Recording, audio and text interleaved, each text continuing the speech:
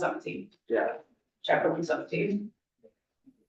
You're on live. Okay, thank you. Good afternoon, everyone. This is the fourth meeting of the Building Energy Code Working Group. I'm Representative Scott Campbell from St. Johnsbury. It is September 25th, 2025. And we are going to get started. First, we'll go around the room in person here and have people introduce themselves, and then around the Zoom meeting.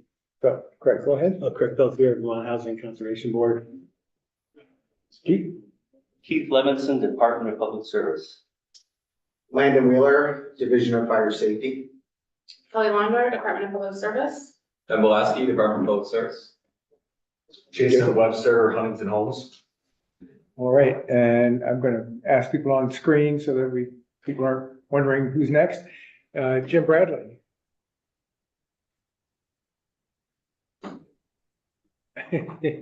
All right, let's see. How about Chris Delia? Chris Delia, President, Vermont Bankers Association. And Jamie? Hi, Jamie Fian, representing an insurance client. I'll describe in more detail when it's my turn on the agenda. Great. Peter? Hi, everybody. Peter Tucker, representing Vermont Association of Realtors, kind of half ahead, I guess, and part of the work group. Jennifer? Jennifer Colin, Director of Vermont Office of Professional Regulation. Chris Burns? Good afternoon, Chris Burns, Burlington Electric Department.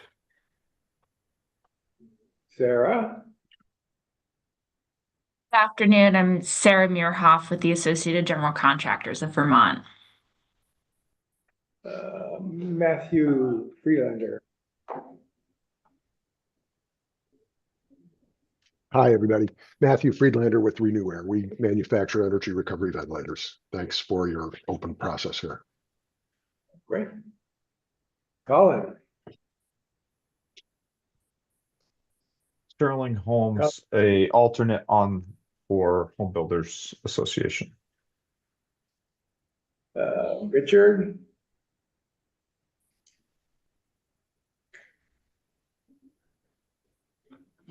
Hi, Richard Fazy, Energy Futures Group. Zach? Good afternoon, Zach Tyler, Energy Futures Group. I think I missed Michelle. Michelle Farnham with Primer, Piper, Eggleston, and Kramer. And is Jim back with us?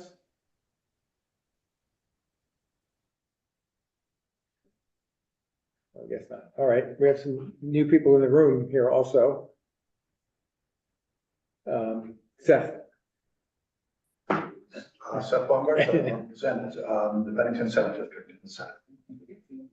Tom Bursey, I represent AIA Vermont, and I'm sitting in San. Okay.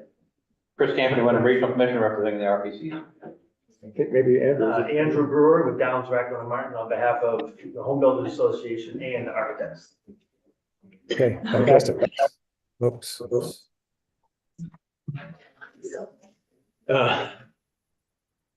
All right, so, Jim.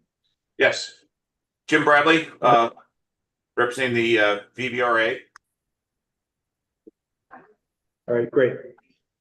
All right, so we were going to catch up with a couple of people who were unable to meet and make our last meeting, where we were hearing from the field about how energy code compliance is going. We're going to hear from the Bankers Association, Chris Delia, from Jamie Fian around insurance industry. Where's Sandy? And Jason Webster from as a residential contractor, representing residential contractors, I guess. So let's start with Chris. Do we need to approve the minutes? Oh, Last week. thank you. Forgot that part. Yes. I So- move to approve the meeting minutes Oh, from thank August you. 21st. Thank you, Kelly. Anybody have any comments? All right, all in favor of approving the minutes? Aye. Saying aye, opposed, nay. All right, minutes approved. Thank you, Kelly. One, point about the agenda, it looks rather sketchy. What I intended for today, this is our fourth meeting, we have two more. What I hope to do today is come up with, to discuss what priorities might be included in the report as far as recommendations for advancing energy code compliance. And I thought I sent members of the committee a memo with some thoughts about it. A lot of people responded. I thought we would go through those and discuss them sort of point by point, and maybe have some kind of a straw poll on what to include in the report. Next meeting on October something or other, 20-something, it is our next to last meeting, and at that point we will have a draft report to review, and we will vote more formally on priorities and to include in the report as far as recommendations. Then the final meeting on November 6th, I believe it is, we'll have a final discussion about the updated report and vote on that. The report is due on November 15th. So that's how I was thinking today would go. And I hope we'll have a robust discussion of all the things that we can talk about. All right, so let's start with Chris Delia and discussion about how energy code compliance is working as far as builders are concerned. And not builders, bankers, I'm sorry. That's all right, Scott. I don't mind working for the builders if they need it. Good to see you folks. My apologies for not being there in person. That was my intent, but the last few days I've been down with a fever and a cold, so it's probably best that I'm not there sharing this with you. Scott and I have talked about this for quite a few years. Just to give you a little background on my knowledge about the subject matter, I had participated a few years ago in listening on some of the meetings that occurred when this committee was first constituted by the legislature. So I'm not unfamiliar with the topic and the conversations that you all have been having. Scott asked me to address a few questions. The first is, from a lender's perspective, are we typically asking for energy code compliance certificates at the time of closing for new construction or renovated housing and apartment buildings? And let me tell you a little bit about what happens at the end of the real estate transaction when we're at the time of closing. You're typically getting two documents, and we as lenders are relying on other people to provide us the information. And when I say other people, it would be appraisers and it would be the title community. So from the appraiser perspective, they're obviously doing an appraisal on the project. They're looking at the comps in the marketplace, including energy efficiency measures that have been included in the particular building or property in question, looking at the value of those. And we're getting that in usually a few days before the closing. So we have time to look at it, and the parties involved have a time to look at it as well. And hopefully, and I think we are seeing this over time, appraisers having more comps to look at in the marketplace and placing some value on the energy efficiency improvements that are being made out there. The second thing we're looking at and responding to is the work of the title community. And in Vermont, we have a 40-year look back on title searches where typically a lawyer goes into the land records and looks back over a 40-year period to ensure that the title on that property is valid for the real estate transaction to go through. And that title person, the search, is looking at all aspects of the property, which would include, theoretically, if somebody had filed the energy code compliance certificates in the land records, which is my understanding is still a requirement to do. So we're going to rely on that information, which comes back from the title search. And then we're going to move forward with the real estate closing. We are not asking at the time of the closing whether the certificate's been filed. We feel that's the responsibility of the contractor or the property owner in question, and therefore their responsibility of filing in the land records that in fact the measures have been implemented in the construction process. So that's not something that we're asking. We're relying on others to do that type of work and to ensure the necessary filings have been done. And again, looking at the document that is given to us by the title community and the title search. The second, go ahead. Well, you go ahead, Chris. I have a question after you get done. Well, go ahead, because I was going to go on to your other question, Scott, so feel free. Well, all right. If one of the proposals that's been made is to centralize the filing of certificates at the state level, at Division of Fire Safety's new database that they're putting together, and eliminating the need to file those compliance certificates in land records. Yep. Do you have an opinion about that? Well, I think two things. One, a central location, to me, just off the top of my head, makes a lot of sense, because then you only have one location that you've got to look at in order to determine whether compliance is made. I think you have to couple with that just an awareness for the practitioners in the marketplace where you're going to have to look for it now. Because I think title community is so accustomed to going out to the land records and doing their searches and finding what's in the land records. As long as there's that awareness that we've now got a centralized database, to me, that makes all kinds of sense, because you're now only having to look in one location, assuming the entity that would have the responsibility has the capacity and willingness to do it. Well, who would be responsible for finding that, whether that compliance certificate exists, I guess is what I'm wondering. It would not be part of the title search then.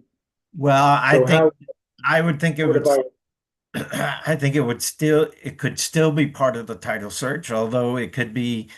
I guess you've got to keep in mind you're very far down the road with regard to the real estate transaction. The closing is usually at the end. So I don't think it's a realtor who's going to be looking at that point. I still think it would be legal counsel involved looking at one more location, whether it's part of the title search or not, but looking at one more location to ensure that their certificate were filed if it were necessary.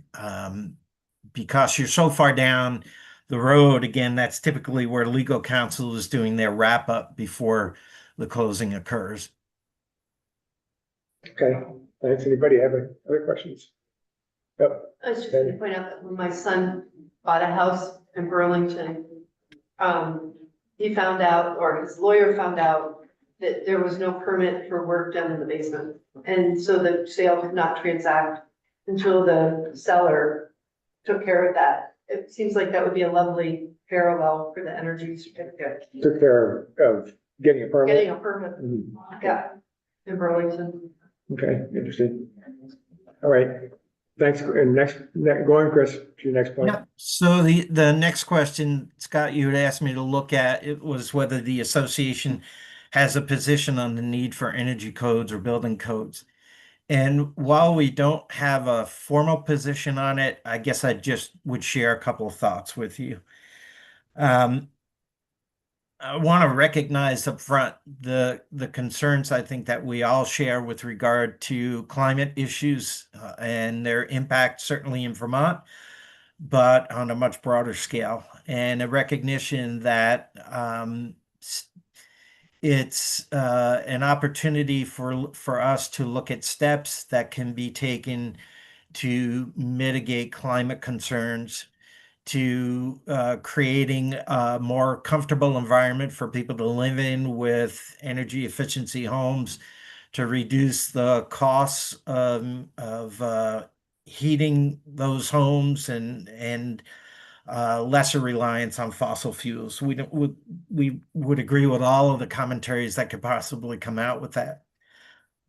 But I think we also need to look at how we balance that with the challenge we face in Vermont and the housing crisis, the cost of housing, the lack of housing, the time that it takes to build housing in Vermont.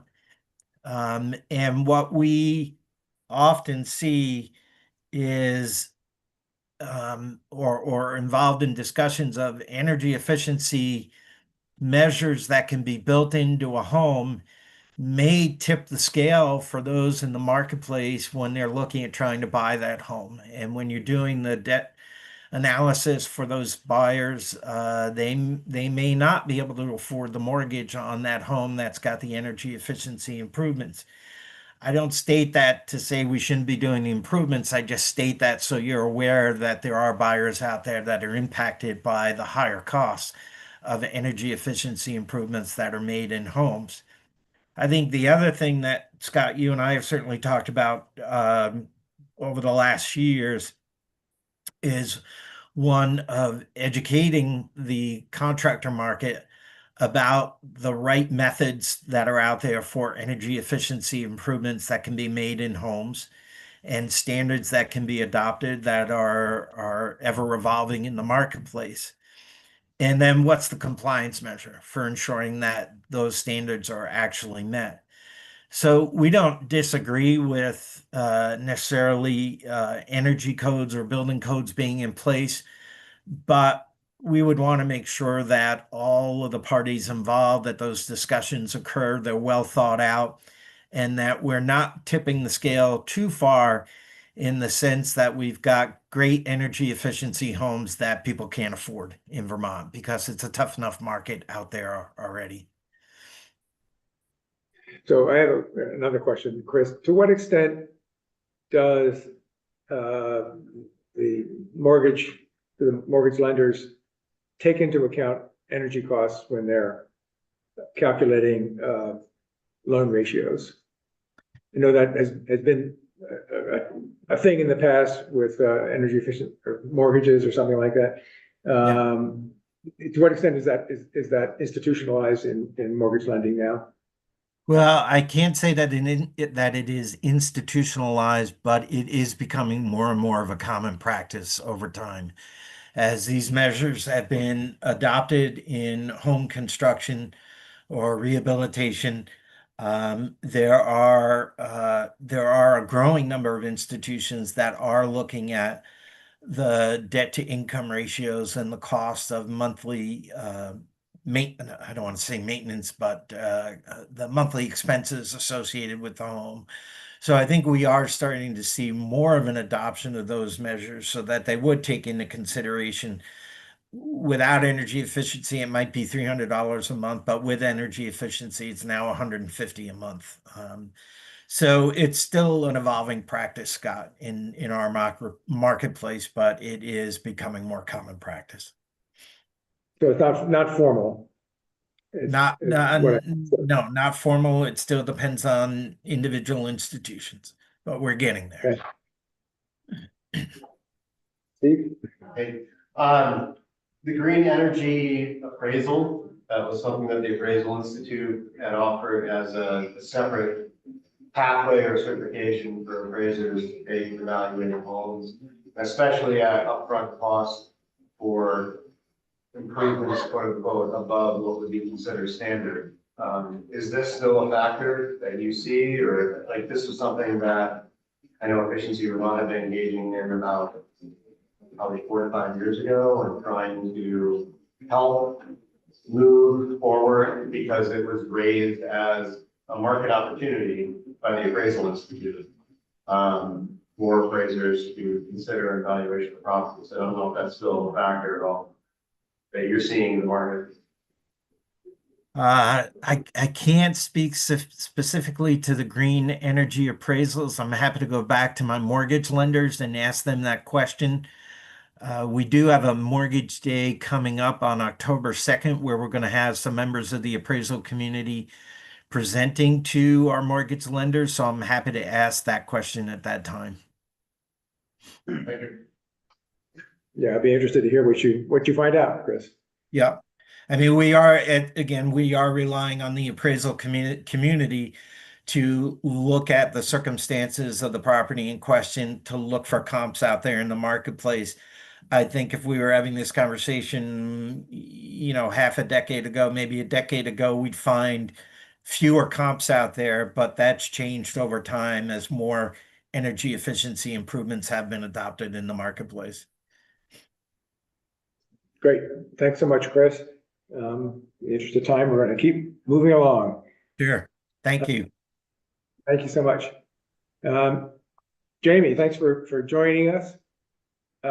Thank you for your written testimony last time. And I guess one question that I had about that, actually I should have looked it up, but I don't have it right in front of me. But anyway, what we were thinking about when we asked for your input as a representative of the insurance industry was not so much energy efficiency and the value of energy efficiency to the insurers, but the liability associated with incorrectly applying efficiency measures and creating problems. So certainly with additional insulation and air sealing that is typical now in construction, whether it's done correctly or not, we're seeing the increase in the hazard of moisture entrapment in walls and ceilings and attics, and that presents a hazard. So I guess that was the angle that we were thinking of. Great. No, thanks for that. Just so that everyone's aware, I am Jamie Fian with Primer Piper Edelson and Kramer. Submitted some comments on behalf of the American Property Casualty Insurance Association. APCIA is a national trade association representing several hundred insurers writing all lines of property casualty, auto, workers' comp, et cetera. They have among their members national companies, regional, and companies that are formed and operate here in Vermont. Collectively, APCIA members write probably 66 to 70% of the PNC market in Vermont. And thanks. I kind of wish I'd had that question before. Let me sort of translate it and see if I'm able to check with folks to get you an answer for one of your upcoming meetings. But it sounds like you're interested in. I mean, obviously, I submitted some comments because I think I've commented either in previous iterations of this group or in other forums. APCI supports adoption of a building code for residential construction. Energy codes are, of course, a subset of those building codes.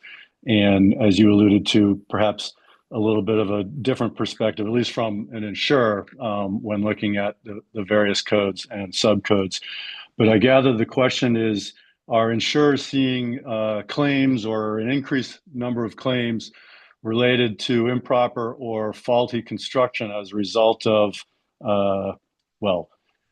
improper use of materials, not adhering to the energy code, substandard materials, improper labor, that sort of thing? Do I have the gist, I guess, on the inquiry?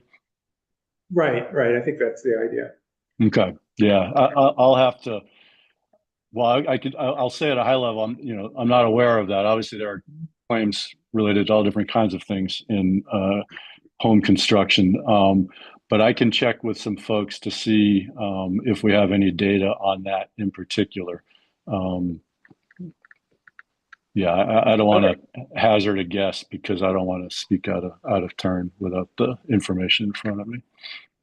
I'm sorry I didn't make that clear when I was posing questions to you. No. It's the beauty of the phone or Zoom or whatever work. All right. Well, maybe we'll get back with you at a future time. Yeah, sure. Yeah, I'll send some additional comments for you in writing on whatever I can find in that regard. It would be great. Great. Sandy has a question. Jamie, this is Sandy Nistrom. We spoke earlier this summer. Sure. I I was asking you about, data about pretty much the same thing, building failures. And, so there were kind of two separate questions we talked about. Is there a savings to both insurance companies and to homeowners if there's a building code? And then same question for the energy code. I think it does make sense to group them together because an energy code is a subset. But we were relying on, all the data that FEMA did about building failures, states without energy code. But when we talked about this, please correct me, but, I think we were talking about how hard it is to find data related to the energy code. You have a code or you don't have a code, because almost all the other states have a code. So there's not a lot of data nationally available for these building failures because other states don't have building failures like we do. Is that right? Well, if you recall, if you recall in my written testimony, I think in some previous conversations, there's quite a bit of data on the impact of the use and rigorous enforcement of building codes. I don't want to, sometimes they're being used synonymously or interchangeably, but there's a big difference in terms of at least the availability of data. And I referenced, I don't know, maybe a half dozen or so specific studies that, looked at, for example, the difference building codes made in whether it was Florida or other examples of the various studies that show building codes, again, do have an impact on both the severity of claims and the frequency of claims, as opposed to structures that are not compliant with the building codes. You're right. To our understanding, that level of data is not in place for the impact of energy codes on, at least again, from an insurer's perspective on claims, whether it's severity, whether it's the size of the claim, the frequency, et cetera, and how they perform, for example, under, climate perils or whatever the subject might be. I can take another fresh look at that, but I think, and you sort of restated Representative Campbell's first question, so I'll come back with some any data on that in terms of increased claims as a result of construction practices, materials, et cetera, not only in Vermont, but maybe if there are some other states that have that similarly don't have energy codes. I think you could specifically, to help your companies out, your members out, be specifically envelope failures, including roof failures, and mechanical failures are probably the two biggest that I'm aware of. Mechanical failures including, besides mold, health problems for inhabitants. I guess one question would be, what is the proportion that they see with those categories? And then is that proportion rising over time? Sure. Again, when we all procure homeowners insurance, there's a questionnaire likely that you'll get from the agent or the company directly that talks about, what it is that they're underwriting, insurers underwriting, the type of heating system, how old is the building, who is the installer, those types of things. So there's that baseline, of course, and then the insurer will sort of, match a premium to the risk based upon the specific property. When claims come in, who knows, there'll be obviously an investigation into the claim if the insurer feels, that it needs some more information in terms of appraise the severity, the amount, et cetera. It may be during that process if there are questions or inquiries related to improper, installation or construction. So I'll try to drill into that. That'd be great. Thank you so much. Can I ask Jamie a question real quick? Sure. Yeah, Jamie, Jim Bradley. I've run into this more and more often on some of these inspections that I've been doing for people after the home has been completed, where the moisture problems and everything else.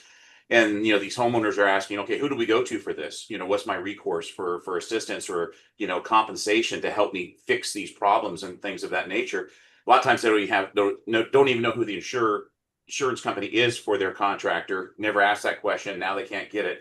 My question is though, from a contractor's liability standpoint for non-compliance and from a consumer protection standpoint for non-compliance of their builder, really what are the instruments, you know, what will the insurance actually cover? Because everyone thinks, oh, I've got general liability insurance, but you don't have professional liability insurance. So it's not going to cover, you know, your poor workmanship or failure to follow the code. So what protections are there in the industry? Are builders adequately protected, and are the consumers adequately protected for this non-compliance issue if there's no enforcement? I mean, can you speak to that?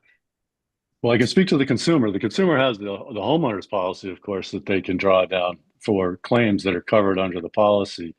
I believe there was a law passed a couple of years ago that required a minimum number of level of insurance for contractors, for example, for liability insurance. And so, again, presuming the contractors are in compliance with that, there's potentially an avenue for the consumer to pursue there. Also potentially an avenue for the insurer to pursue as well. If they cover a claim that they feel may be related to an improper installation, they themselves may look to the installer to see if there's any sort of subrogation or in other words, reimbursement for some monies that the insurer has paid out to the homeowner under its policy. Thank you. Well, but that's an interesting question though. Would the installer, the installing, let's say, general contractor, be able to rely on his or her general liability insurance in that situation? I believe that's what the liability is for. Yeah, that's the liability protection that's there for claims against, you know, the business and the individual. But for failing to comply with a mandatory energy code?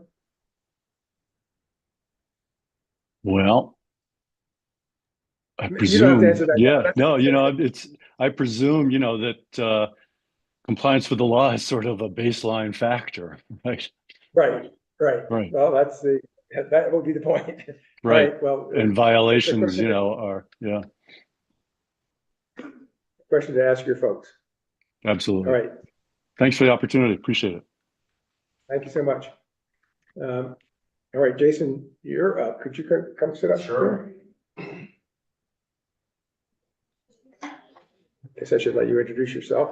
Okay. Letting other people introduce themselves. Yeah, I am Jason Webster, one current owner of Huntington Homes, builder right here in Vermont. We've been building homes since 1978. My involvement with the energy code, I've been active in the family business since 2003 and have participated in all the code updates since 2003. My father was participated in the code updates from 97 to 2003, so from the beginning. And I think our position 2025 is probably the exact same as it has been since 1997. And it actually really comes back to the whole liability part, in that zooming out big picture, what Vermont's trying to do is they're trying to regulate an industry they don't regulate. Right. And so we don't, you know, residential contractors in Vermont, we're not licensed. We don't have, you know, there isn't a building code program like other states have that actually set up the whole program for licensure, and everything that falls in behind that, right? Licensure, permitting, inspections, certifications, training to maintain that licensure. So we don't have that. Yet there is this very specific subset that Vermont is trying to regulate, which is energy, which everywhere else that becomes a component that sits inside the overarching program of kind of like of building codes. And so what, you know, I ask the question, I don't know the answer. I can't think of any others. can anybody think of any other place where the state asks an industry that is unlicensed to they themselves design, implement, and certify to a code? Right? I can't think of any other one, right? Like it would be absurd to think that, you know, the state says, excavation contractor, you need to design the septic system, install the septic system, and then certify the septic system. I don't know if I can't, maybe somebody else can think of one. I can't think of one. I can't think of a place where the regulation is being pushed on an unregulated industry, an unlicensed industry to design, implement, certify. Now, I think historically, the liability that comes to contractors for that hasn't been that large. Because the energy code basically codified good building practices, right? We should have been, that's what the builders, it was standard building practices. It should have been what we were building to up until that point. The 2024 code was really the first time where the code went beyond standard practices. It went beyond anything that any builder had historically installed. And I think there was lots of testimony through all kinds of that amendment process from the builders and the architects and everybody saying, you know, there's components in here that actually are really dangerous to the construction of our homes if done improperly. And then we ended up with that code. And then behind that, we ended up with no training, you know, no handbook, no software or anything for an entire year. And it really shifted a lot of liability to the contractor.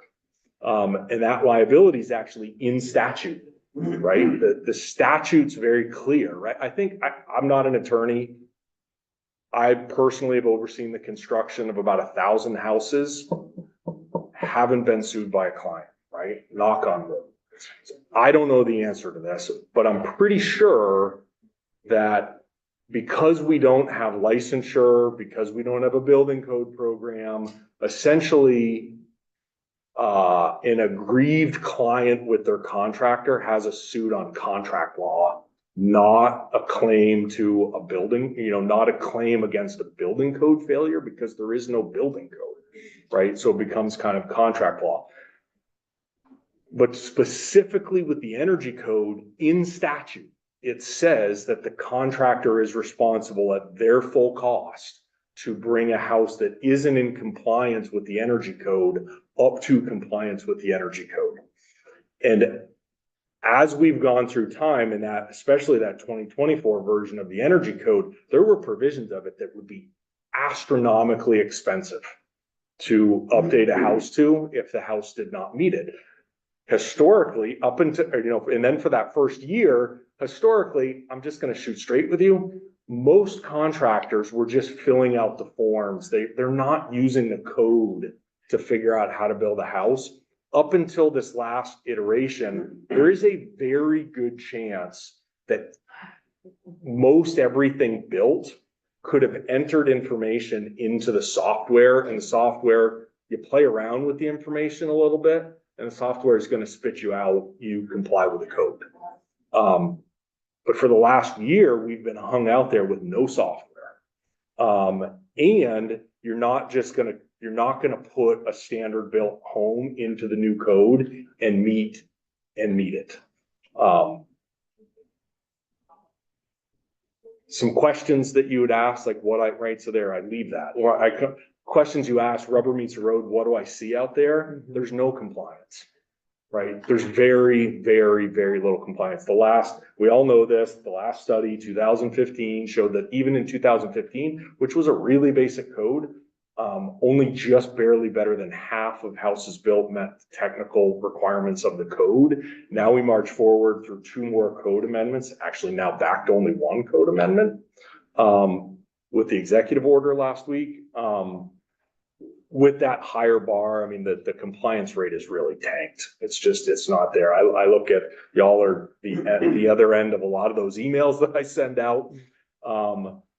You know, I scour the real estate listings every morning just because I'm trying to see what's going on out there, what's in the market, what's happening. And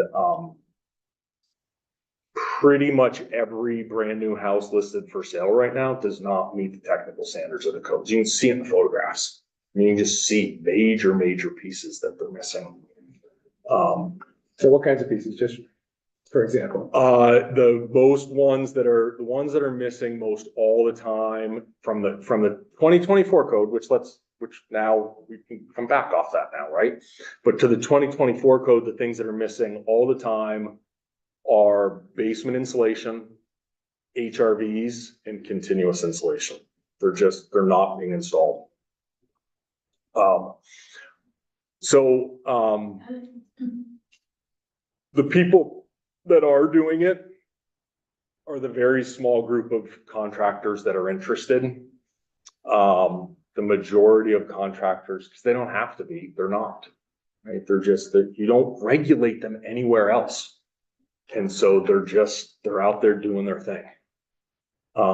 Filling out the form because real estate closing is happening, and they're just filling out a form, sending it to the town clerk. Town clerk files it. Town clerk has no idea what they're looking at, right? They just want to see the form filled out with a signature on the bottom. Part of this group here, how do you get more compliance, right? That's the question. Since 1997, the group keeps looking around the corner trying to figure out, like, how do we do it? But you're missing the main question, right? It's you're trying to regulate an industry that isn't regulated. So would it be fair to say that the path to compliance is through regulation? The path to, yeah, I mean, you can't, right? An absurd, analogy is creating in a room like this a speed limit without ever posting the speed limit on the road and having nobody patrolling it, and then being surprised that nobody's following the speed limit. Right? And I'm not sure if that's a good analogy, because nobody follows the speed limit. Well, San Diego said it best, right? Can't drive 55. And so I think if I'm not sitting here asking, I'm not asking for regulation, right? That's not why I'm sitting here. I'm answering the question, which is how do you get more compliance? And the only way to compliance is regulation. And with that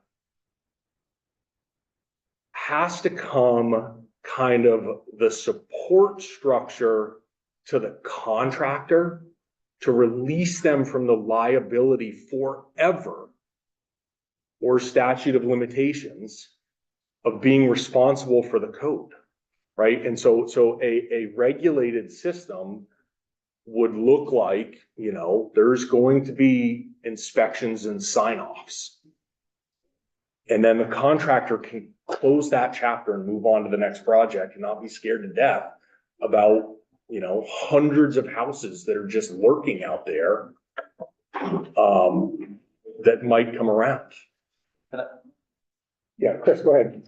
So I don't know the company, but do you build any structures that do ultimately fall under the jurisdiction of the building code? Like Yeah, I mean, half of what we build is outside Vermont, and that other half absolutely follows building and energy codes 100% of the time. And has that been an onerous process to follow in these other states where you have a building code? They create it's expensive. It's not without cost. There are engineers or architects or HERS raters that are involved in the project that aren't involved in Vermont construction that absolutely add to the cost. but it's a very clear set of rules that we follow. And at the end, there's a sign off that says, you know, if we met the code, right? You just follow the guideline. You just follow the rules. If I could just, 1 second, Kelly. So if you follow the code, then, and I think what you're saying is in effect, you're shifting the liability, the contractor is shifting the liability to the code. The state that has approved the code is in effect liable for the code. If the contractor is following the written code, then. If the contractor's following the code, I mean, obviously there are cases of negligence and they're not saying that clients don't sue their contractors. They do it all the time. But there's more of an ability to kind of close the chapter at the end, to be like, well, I don't know what, that was signed off on by the inspector. Why are you bringing that back up? Right. Versus, with what Vermont has done to contractors is basically put us out there all on our own and said, you need to design it, you need to implement it, and you need to certify it. There's no closing chapter at the end, right? It's just forever out there. Well, so there's not only the shifting of the liability, there's also, or the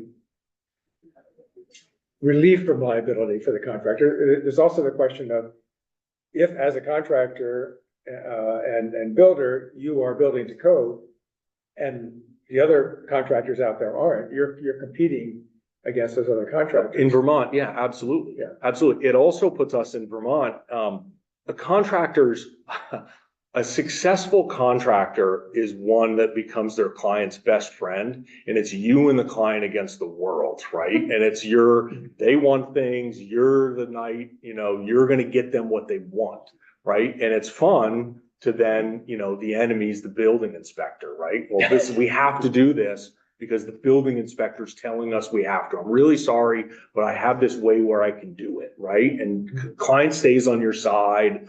Your relationship is good. They invite you to the party at the end of construction.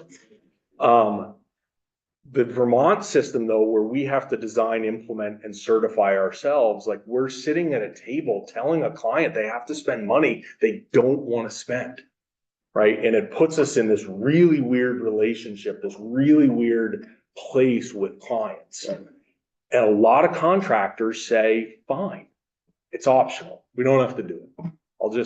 I'm going to sign the form at the end. Yeah, right. Okay. Chris, do you have a follow-up? Just a follow-up question then, Kelly. Sorry. So the reason I was asking the question is, I mean, in your answer, I think you were saying it, but I just want to clarify. In those other states you're working at, it is a unified building code. It's not like the building energy code is part of the larger building code. State legislature says we're creating an agency building, it's a construction agency. And then that agency is tasked with adopting, applying, amending the larger suite of building codes, right? And so that's where everything sits. It all sits in that house, right? That's where you're going to find building, energy, plumbing, electrical for single family, multifamily, commercial, all sits in the same space. It all sits in the same spot. It all sits in the same place. And what happens with that is that what you end up with is you actually end up with much longer code adoption periods than we've historically done here, because they're not looking at everything in a vacuum, right? They're looking at it, they're taking everything's kind of adopted or proposed through these model codes. And what this professional agency is doing that is overseeing all the other codes, they're reviewing it against the minutia of the other codes. Energy is being reviewed against the minutia and the details of the building code. And they're trying to suss out the conflicts before they adopt the new code. They don't always, right? There are lots of conflicts that make it out. But then, on the ground, there's a building, there's a building official, and that building official has discretion, right? That building official can hear common sense arguments from a contractor or a client. I understand we don't dot that I and cross that T, but this is what we're trying to do. Building inspector signs off on it. It's done, right? It doesn't loom over the contractor. It doesn't just sit there and loom over the contractor. Kelly, sorry. So, what's the range of, you said there is, you acknowledge there's additional costs to those kind of structures, like what are we talking about range wise for res on, for kind of. For construction outside of Vermont, I mean, I don't know that I have the answer to the entire, right? Remember, we're a component builder. So I'm sending components into other states, and I certainly know, we're charging out, we have $2,500 that we have to do for a HERS, preliminary HERS rating, right? We do a preliminary HERS rating on paper that says, this is how we're gonna propose that the house meets the energy code. And then once the house, and so that's what allows them to pull a building permit. And then once the construction's over, they're having to hire either that same HERS rater or another HERS rater to come in and do a final HERS inspection to actually do all the tests to make sure that, you followed through with what you said you were gonna do and that the house is gonna meet the energy code.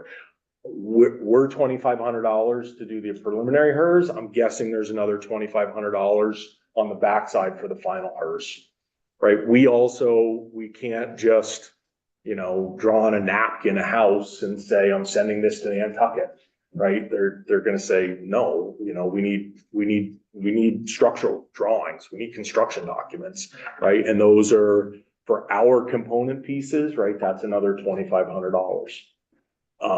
And then that client's gonna also be faced with additional fees. The clients themselves aren't the ones pulling building permits. The way that Massachusetts specifically is organized is that it is the licensed contractor that is responsible for all aspects of construction, right? So it is a contractor that has applied to and gotten a license from the state of Massachusetts, and they are the ones that go to the building official and apply for the permit. And then their license is responsible for everything that happens on that site. So that's the general contractor. That's the general contractor. Who's then responsible for all the subcontractors. Everything. And they're responsible for every subcontractor. They're ultimately, even though there's some layer of, the electrician is responsible for the electric code and the plumbing's responsible for that. Ultimately, in the state of Massachusetts' eyes, it is the CSL, the holder of the CSL, the construction supervisor's license, that is responsible for that job, right? And so they're responsible for the energy code. They're responsible for every single subcontractor, insulator, all of them. And they don't do that for free, right? So they're not just doing that construction oversight for free. Each one's going to charge a different way to do it. It's not less expensive. It's houses being built in Massachusetts. Yeah, the upfront cost is higher, but then what is the life cycle cost is a question, and that's, and that's a whole nother point here. I don't have it today. I'm working on it. I'll share it with y'all when I have it. I am working on some HERS ratings for a kind of a stock floor plan of ours. And the HERS rating will, part of the HERS rating is it'll be projected energy, usage and costs. And it'll be that, right? I keep hearing this, energy efficiency upgrades make sense. They make economic sense, right? Well, if they did, you wouldn't have to regulate them, right? If they did, they'd just be happening. If people thought in long-term, costs. If people valued the energy efficient upgrades, they would just be happening. Yeah. I think to Jim Bradley's point, there's certain aspects of this that are compounding as just process and materials and time evolve. Like balanced ventilation, to the point that we're just getting airtight to some buildings now, like whether or not the code requires it, it's a long-standing liability. Yeah. Whether or not there's a third party verifying that that's in there or not, or the builder, then that's the other compounding issue. I agree with that 100%. even Sorry, though who's balance- testifying? The last comment was from Steve Spies. Yeah. Okay, thank you. Even though, I agree with that, even though the last code didn't require balanced ventilation, I did. I didn't build a single house under the 2020 code that didn't have an HRV system in it. Because I agree with that. That's important. That should be there, and that's part of it. I think what we're starting to see and where I just had such a reaction to the 2024 code is, I live in an old house, right? And that my old house leaks water like crazy. It's funny, right? I walk, I can't believe that's leaking today. But the structure's fine, right? Because it leaks so much energy, everything dries out. And, you know, Steve's point about the building envelope, as the building envelopes get tighter and tighter and tighter, our tolerance and our walking the line between what's going to last and what isn't going to last gets really, really narrow. Right. Well, it gets really narrow, and what's going to happen, and what's happening with why I don't sleep, and what's going to happen with builders that are forced. The good builders that have something to lose, that are forced to build to the energy code, which may have some bad building science in it, right? 10 years down the road, it might not, the client's hand might be forced when they start to uncover some of these things as to, you know, who they're going to start suing to fix some of this stuff. A provocative testimony. I think we have some questions. I think Yeah, I just had a so, Craig here. This isn't directly related to, I think, why Scott asked you to testify, but your experience with one other thing we're looking at here is like house, regardless of the issues you're bringing up and how this proceeds, like who's going to do the enforcement. Do you have any experience with, I know you said you're a component builder, with Mass Save and so that's their relationship with the inspection protocol? Exactly. And that is, so to the question of what does Vermont do, right? I don't think there's any chance we're going to have building codes anytime soon. I do not think the legislature is going to create a full agency. I do not think we're going to spend the money. I do not think we're going to regulate people like that. I don't. Mass Save is a program that Vermont should really look at and do a Vermont Save through Efficiency Vermont, right? It's already there. And what that was basically, their program houses, right? And it said, here's a really high bar of energy efficiency, right? It's essentially a high performance standard, right? Really thick walls, really good windows, really good mechanical systems. It's going to sip on fuel. They administered the program, and at the end, if you checked their boxes, if you met their program, I don't remember what the rebate was, but it was like 25 grand, right? There's a $25,000 rebate check that's coming back to incentivize people to go to that program. Mm-hmm. Right. And so now what you're gonna stir up with a program like that is you're gonna have the clients that are interested in it, you're gonna have the contractors that are interested in it, and you're gonna have a group like Efficiency Vermont that's administering, right? So you have all three parties that are interested in doing that thing. Whereas not every client is, right? Not every client wants that. So just a quick follow-up. So are you mainly bringing up the fact that the incentive is so large and substantial that the client you would have that would sort of balk at balanced ventilation or maybe other measures would say yes, let's pursue the program because it's gonna pay for, right? Essentially what it is it's Mass Save is a government program that's trying to move the needle. Right. And it's what, in my opinion, that's what government is supposed to be doing, right? It's in tax incentives and whatever to move the needle to provide what the private sector is not. And that is a incentive program that is large enough for clients to be like, no, look, contractor, and they're gonna shop contractors, are you willing to do this? Are you willing to do this? Are you willing to do this? They're gonna find the contractors that are aligned with that. And then they're gonna go build those houses. Okay, we need $25,000 per house. Peter, you were up next. Great, thank you. And this actually more to the chair, I guess, than our witness at this point. But we've heard a number of witnesses talk about the lack of compliance in energy code and that sort of thing. Our data is, as Jason had indicated, from 2015 or 17, somewhere in that range. It's a decade old, essentially. What is the opportunity to get kind of a fresh look at energy code compliance in the state of Vermont? I mean, here we are in 2025 going into 2026, working on, information that's a decade old. And my recollection was it was like 27 or 30 properties that were evaluated. Yes, well, another study is underway. I don't know, Kelly, if you want to talk about it for 1 second, or? Sure, yeah, we're starting our new market assessment, which will include code compliance, and we should have draft data by the end of the year and a final report in the spring, 26. So you're talking all about the number of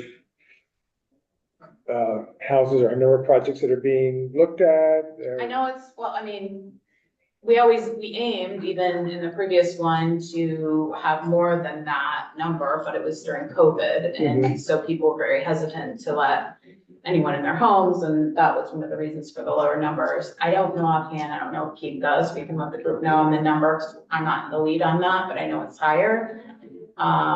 Geographic distribution. There's always, geographic distributions looked at. So I know it's a higher number. We actually put additional funds, additional amount to make sure we got the number that we needed. So, and also back to something Jason talked about earlier, for the first time, the department's also going to look at when a building doesn't meet code, like by how much, like what amount of energy efficiency is being left on the table. So we have some kind of, we know a lot of times what kind of measures typically are not met, like basement insulation is a big one, but we're going to take a closer look at that and try to quantify the savings that are being lost. Right. Yeah. With the hopes that client then doesn't go sue their builder.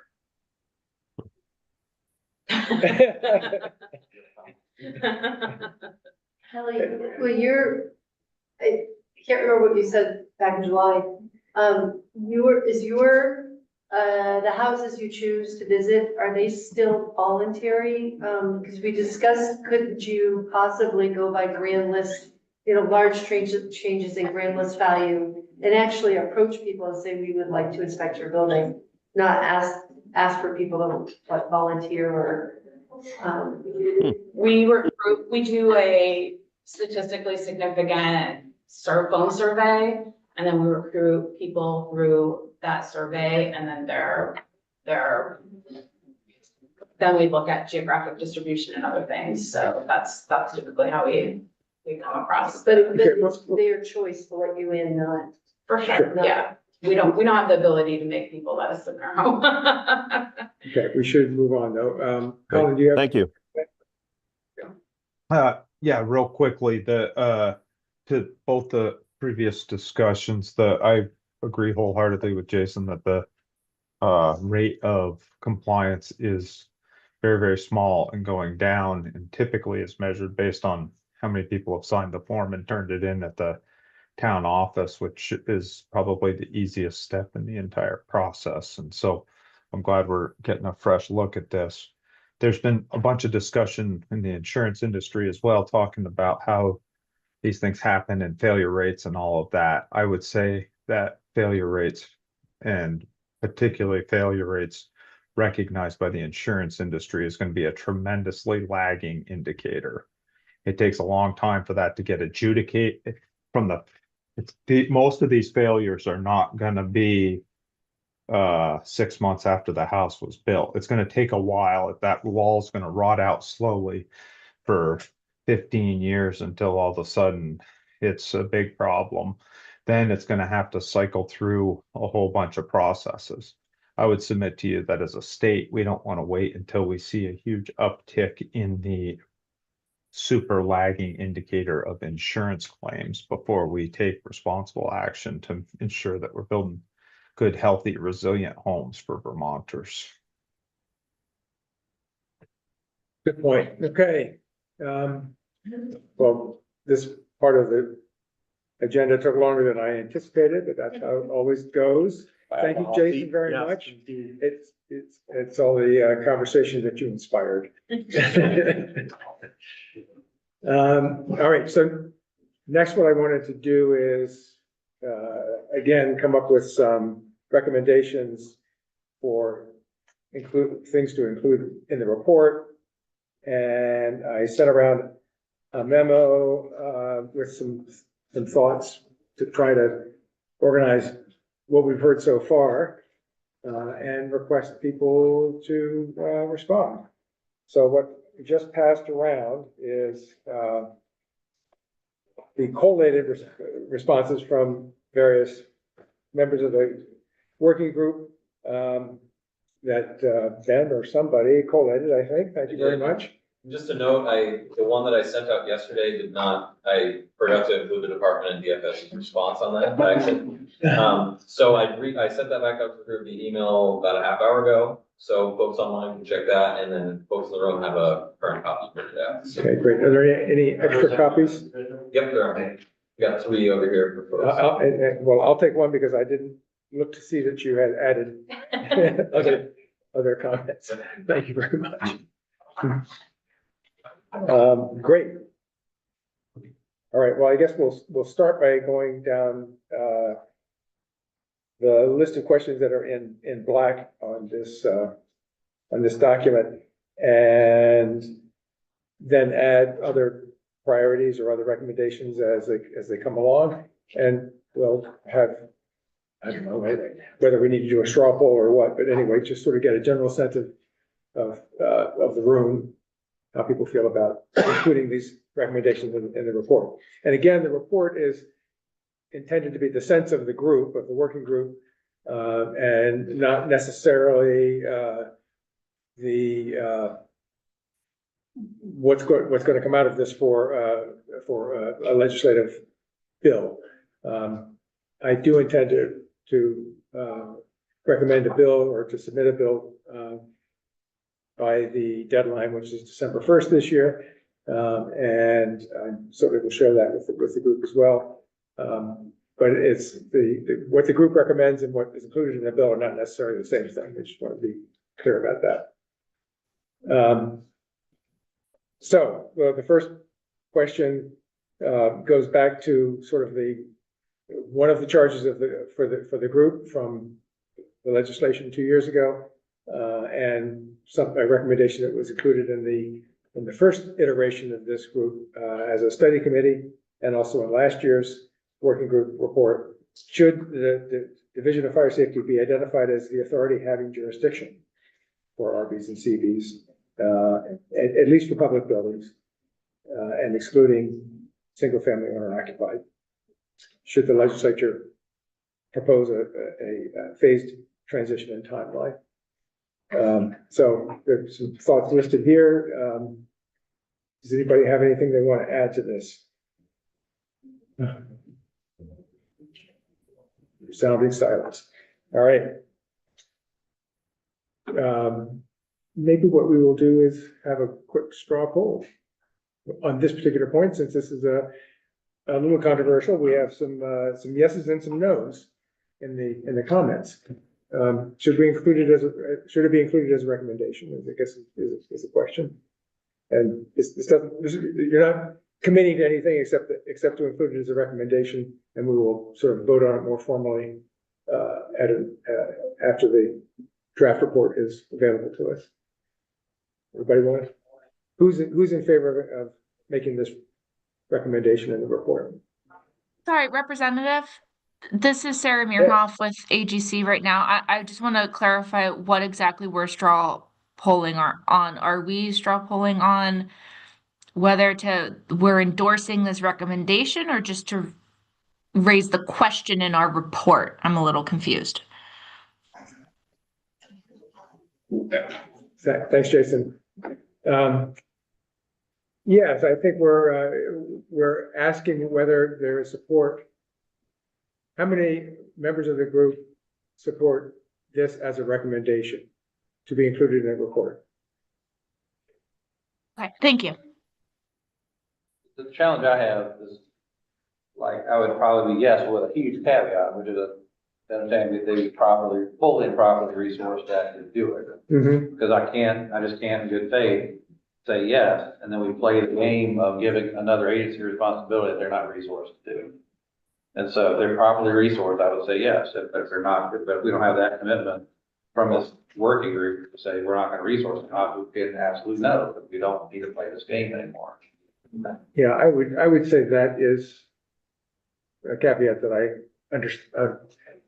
It's understood. Can I just add to that a little bit? I know that it's explained here, but this is well outside of the Division of Fire Safety's wheelhouse. And I know we've emphasized that throughout this entire process. The only analogy that has an association through this subject and my current expertise is that they live in a code book.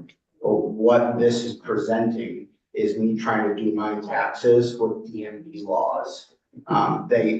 They're not the same. They don't live in my world. And this would be something that is well outside of the Division of Fire Safety scope, comfort, practice, and current abilities.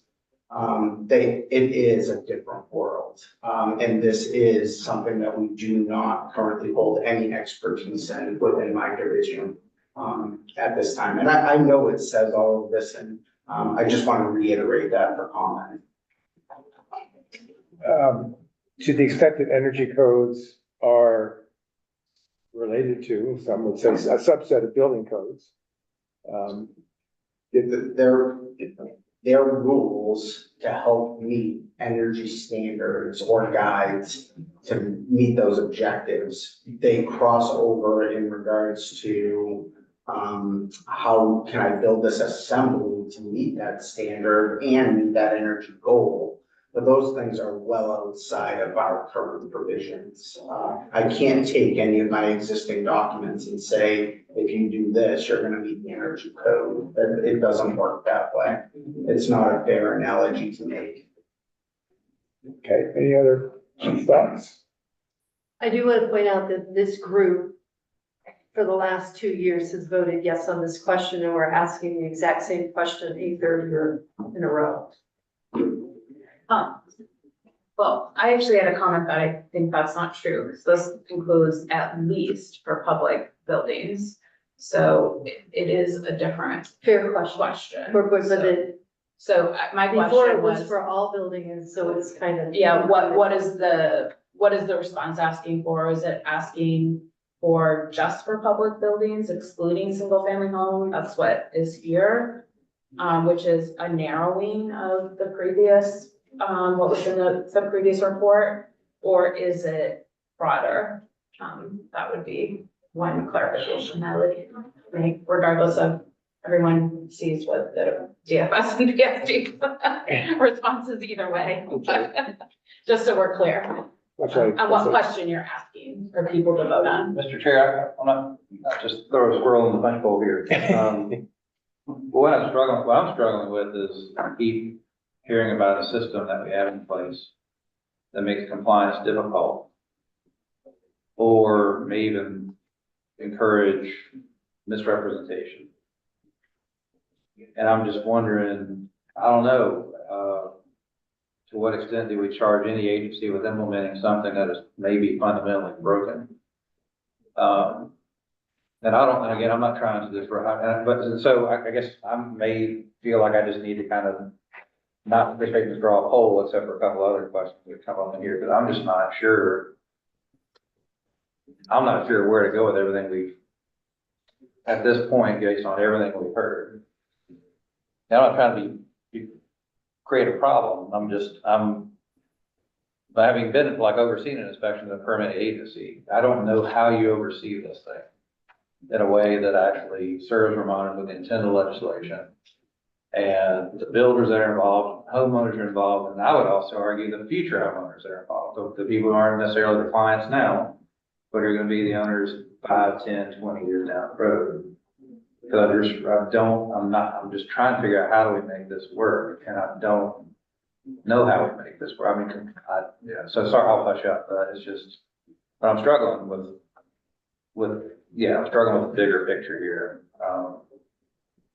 So if I'm understanding you correctly, without a system for, basically for regulating construction, without building codes, without a building code office, without somebody who's responsible for building codes, the authority having jurisdiction for building codes as well as energy codes. That's the. Unified cohesive approach. Without that. All the integrated building systems that are designed, rubric. Education enforcement, the whole package, typically companies just say, I've been struggling with this for all the years we've been doing this, but after the testimony we received over the last couple of meetings, it just seems to be really driving home. Like, wow. So now really, I used to be not so nervous about asking if they had the capacity to do it, asking the agency to take this on, but now I'm like, are we kind of giving them a mission to force, to take on the untakeonable almost? Again, I'm not trying to cause problems. Which you are though. Thank you, Chris. That's a good comment. Sandy. I think Kelly's got a very important point, and I'd like to suggest a different language for this question. So should DFS be identified as the authority having jurisdiction for all energy codes over public buildings, and by extension to whatever is allowed by law over owner occupied single family homes? Because I think that Kelly's right. And then there's a separate issue about phase transition and timeline, but the system that Chris is talking about already does exist for all public buildings. Oh, yeah. And so well, Landon's correct that he doesn't have any IECC or RVs under his, that's the one thing he doesn't look at right now. There is a structure in place all the way down to municipalities with memoranda.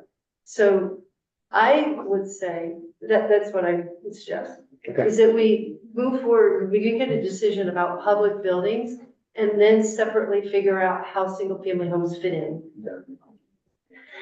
Okay, Peter.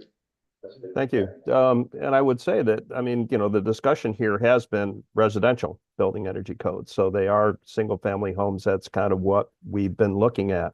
But, in this discussion, I've heard there's no funding available, and from the Department of Fire Safety, no expertise in this particular subject area.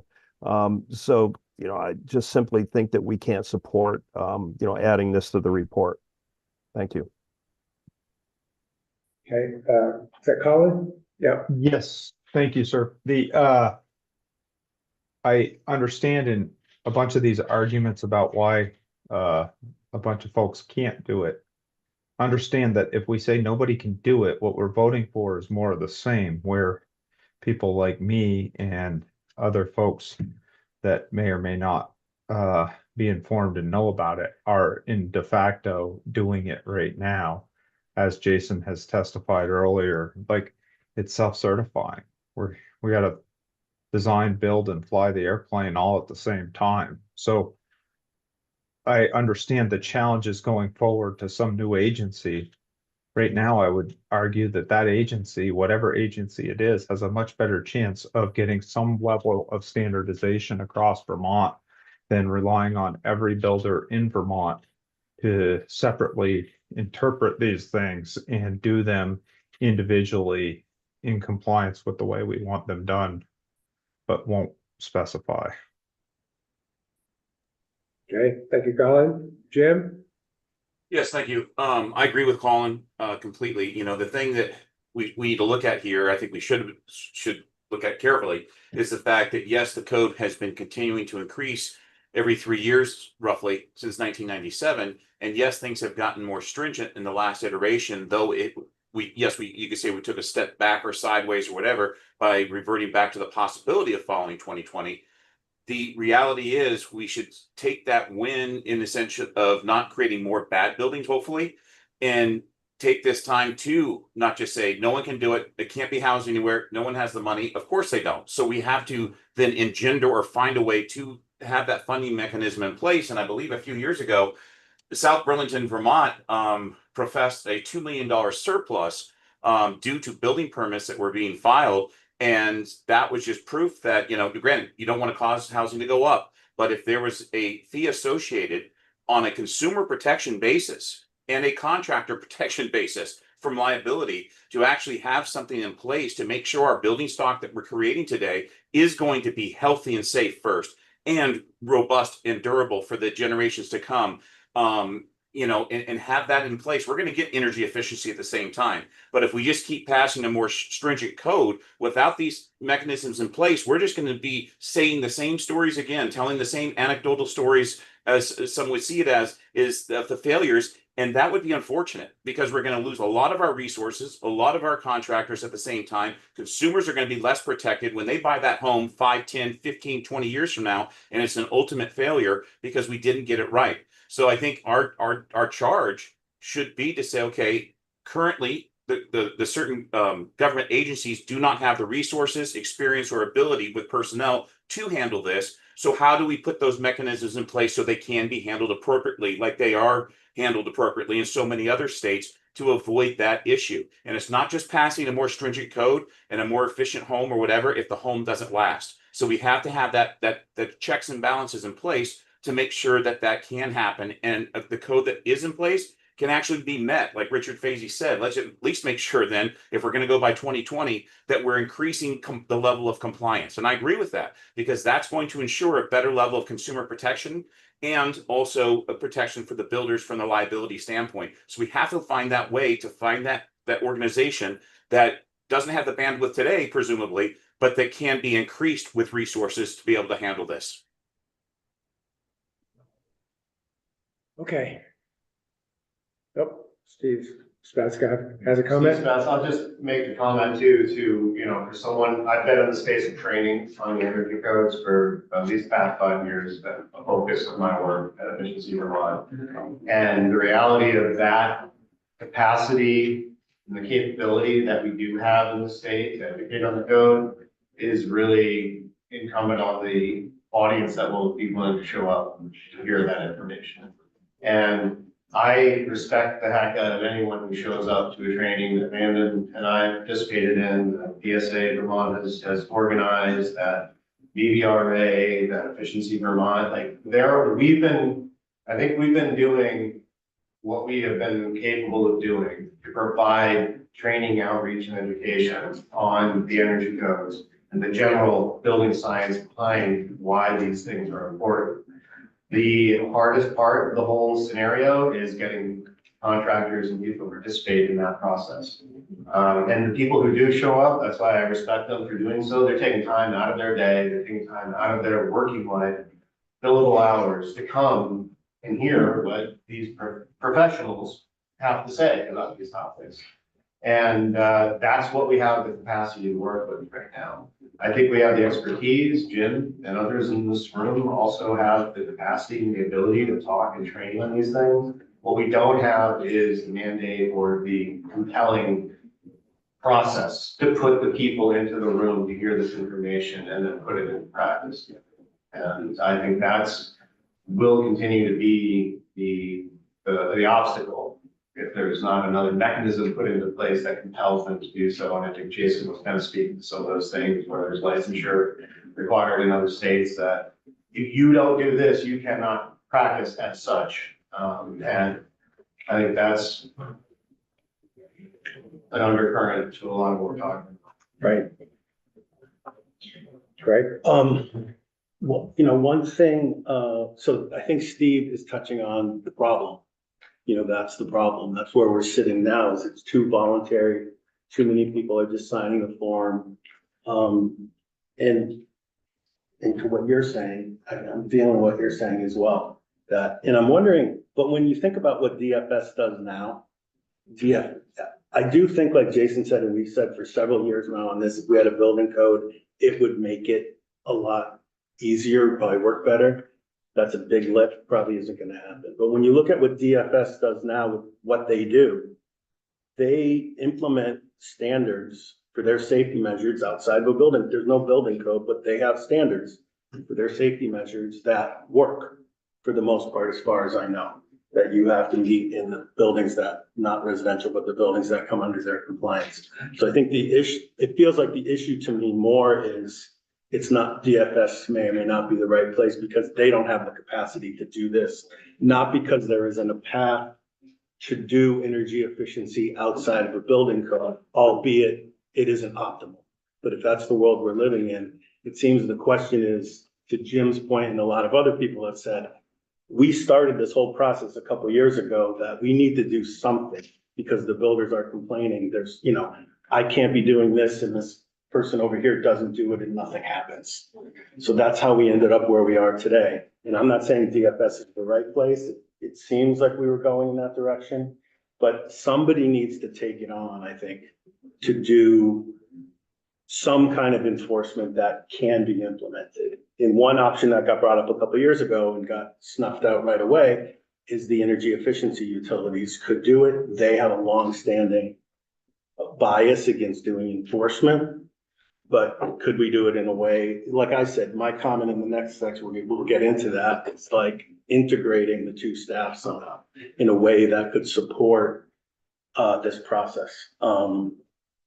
Because if we don't do anything, and Steve just spoke to it, that's what's going to continue to happen. You're going to have a few people show up, like Jason just said, the people that want to do it. And, you know, somebody wrote a sentence here that said in the PSD DFS comment, successful code and standards involves making sure we have the trade professionals that can do the work properly the first time, which is a true statement. But if there's a way that they don't have to do it, they're not doing it.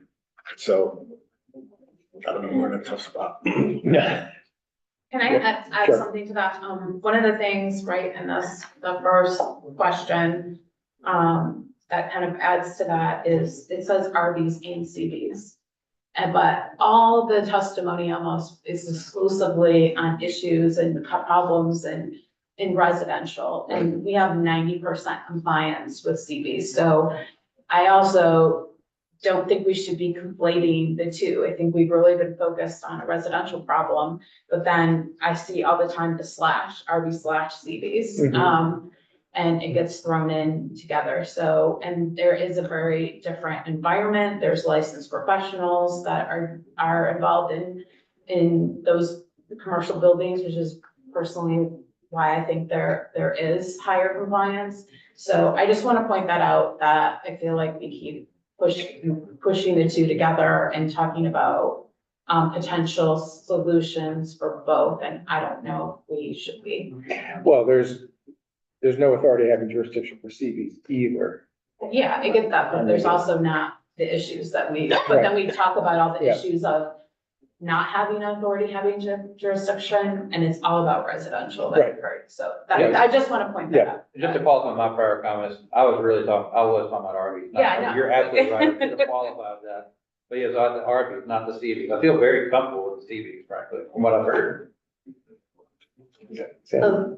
I do want to point out that Mike DeRochers did a thorough analysis of what resources might be needed for them to take on the responsibility for energy codes over public buildings, which includes a fair amount of RVs permits in the state.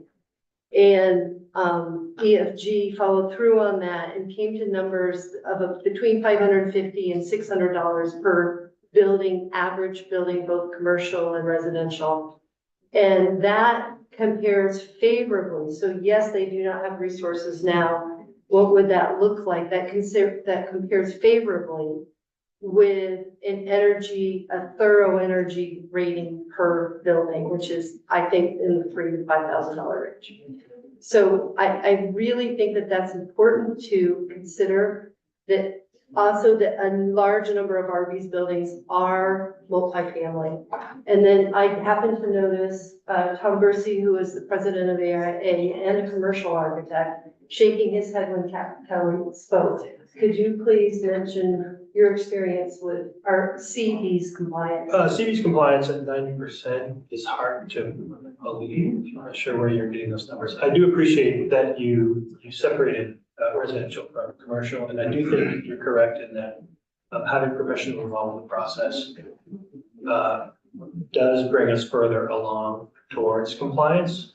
I think it's difficult to say 90% to the 2024 code when a lot of the things that need to be in place to get compliance just weren't there. So, Yeah, we haven't done a market assessment in 2024, and the market assessment that is gonna take place for commercial will be on 2020. So, He's just but it's saying from that the market it's not assessment. yeah, I'm interested to see this number. So, Sure. yeah. Hey, folks online here, Tom, just wondering, you're speaking softly. Oh, yes, I'm Tom Bursey. I'm questioning the 90% compliance Yeah. with the C's. Yeah, yeah. Okay.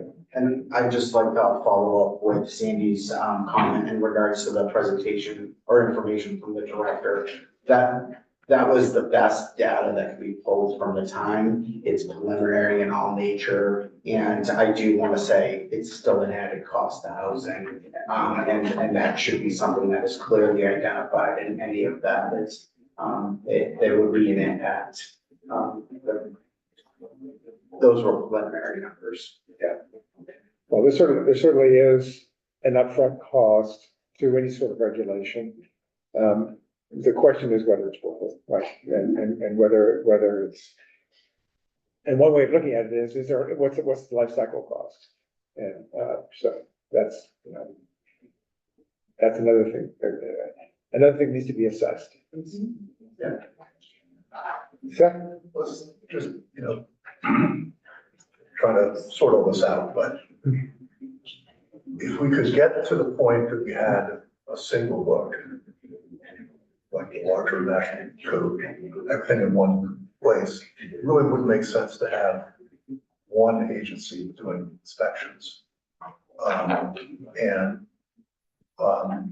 I certainly understand that CF does not have the resources or expertise built to do this. And yet, it's also true that we gave the Army Corps of Engineers the job of protecting wetlands, which is very different than their mission at the time. And it actually has worked really well to put the two together. And that's a more extreme example. So I guess I think that fire safety could develop the expertise if we get the resources to do it. I'm sympathetic to them, I think I kind of agree with Sandy that we should probably start with commercial, including, duplexes and apartments and everything that really qualifies as commercial. But public building, what are called public buildings. And I do think that we have to couple it with resources. Right. Because I agree with Chris that just saying take it on no resources is does more damage than good. Sure, but I guess I really do come back to it. It really makes sense to have one agency. If we can get things unified in one source book, especially if we can provide one source book. So that seems to edge into another discussion around whether we have customized energy codes for Vermont or we base our codes on the model codes, the International Code Council model codes. Which is that, are you implying that or? Well, at least having everything in one place. Yeah, I actually think I don't know enough to actually answer that question, but my instinct is it might actually make sense for us to use the International Code. And then having one contractor working on one stage and they'll be working on the same. And then use the time after it comes out to train up to it before we implement it. So I say that as somebody who really doesn't have the depth of knowledge to really say that. Okay, yeah. That's kind of my instinct. Okay. All right, well, any other thoughts on this? Are we on to just adopting the ICC? No, well, I don't think, no, let's not go there yet. Just I think, I still want to get a sense of the room around this notion, perhaps poorly described in the first bullet here, the first point, about aiming towards DFS being that one office that is in charge of all building codes and energy codes, understanding that it's a matter of resources and expertise, and that expertise does not exist now. Steve, one more I would comment? just maybe ask that question in the matter of, should there be a authority having jurisdiction? It doesn't need to be DFS, right? I mean, we've kind of framed this in this context that for many rational reasons. Yeah. Why we go down that road. Yeah. But I think the crux of the issue is there is some entity having authority over jurisdiction of application of codes, whether it's an energy code or a broader building code. Like, in principle, is that something that? We could start there, that's fine. The DFS is referred to in this charge in the statute, charge of this committee in statute, so that's why I couched the question in those terms, but we can go a step back to the concept. Should there be some authority having jurisdiction? Just based on hearing feedback from within the room, that brings me to that. Yeah, can we, who would agree with that? Should there be an authority having jurisdiction? Yes. Yes, there should. Tom, you don't, I'm not agreeing. Oh, Sandy, I said, yeah. Should there be an authority having jurisdiction? Is there folks online, you want to raise your hand if you're, okay, all right. So I don't know, it seems like we actually have Does anybody? a slight majority. Oh, maybe, oh, yes, we should have the contrary. Those opposed, indicate by Well, I saying mean, you know, it's nuanced, like, it goes, then how do you define an authority having jurisdiction? The department feels that. Okay. I know, words matter. I think the department feels that we fill some of the roles of an authority having jurisdiction, so it's Yeah. hard for me to Yeah, weigh in on a nuanced concept that's. well, it's a very general concept, okay, but, You know what I'm saying? and And the Division of Fire Safety's position has been all along that we believe that the education process is way more important than the enforcement process. And just to overemphasize that, even with my current teams, we educate way before we ever look at enforcement. Right. And I believe that that's a component that is more important than having an AHJ at this point. yeah, well, I would say I certainly agree with that, and that's the entire thrust of my effort here is to find ways to bring education to builders and bring builders to education. And having somebody in charge is, to me, part of that process, but anyway. I think we have a slim majority in I just favor. want to say I don't agree with that. And that's not what I've seen.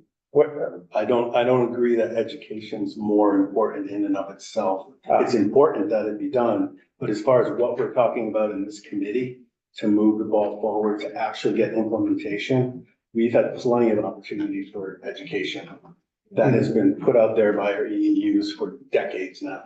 And the problem is the structure of the way building happens, and say particularly on the residential side, is people don't take advantage of it.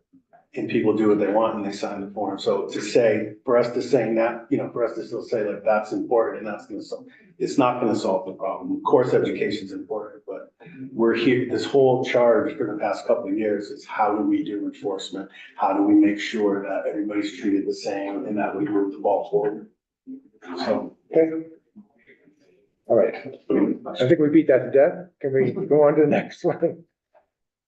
And it seems to me that there was a slight majority in favor of including that as a recommendation, including the first point as a recommendation.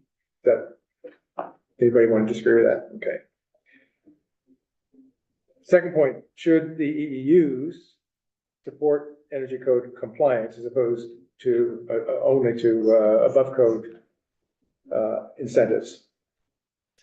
So the ways in which the EUs could support compliance, two sort of primary paths there. One is to try to quantify the difference between standard building processes and code compliant buildings, and then assign savings to that difference and provide incentives based on those savings. So that would be a resource acquisition approach. The other approach or the other path would be to not worry about what the savings are, but just to say that this is a legitimate expense on a non-resource acquisition basis. So those are two ways in which that could happen. Actually, I have one if you need any more. Okay. So we have some thoughts on this from various folks. Does anyone want to expand on this? VGS, Realtors, AGC, VHCB, BED sent along quite a lot of information. I guess there's one other potential role here that I see, which is just in my limited direct experience with Efficiency Vermont beyond, like, you know, helping get their word out about their programs, is they're out in the field, they see what's happening. So to my mind, there's also a role from a client standpoint of actually advising on what actually creates a code that in the Vermont context is able to be complied with.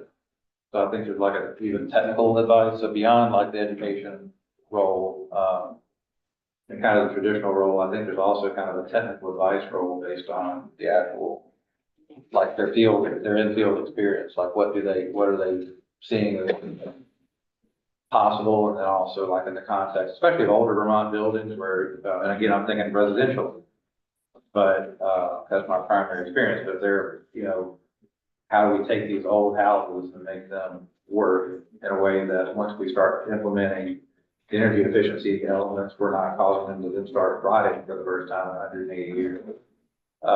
There just feels like there might be some technical advice to whoever this cognizant agency is.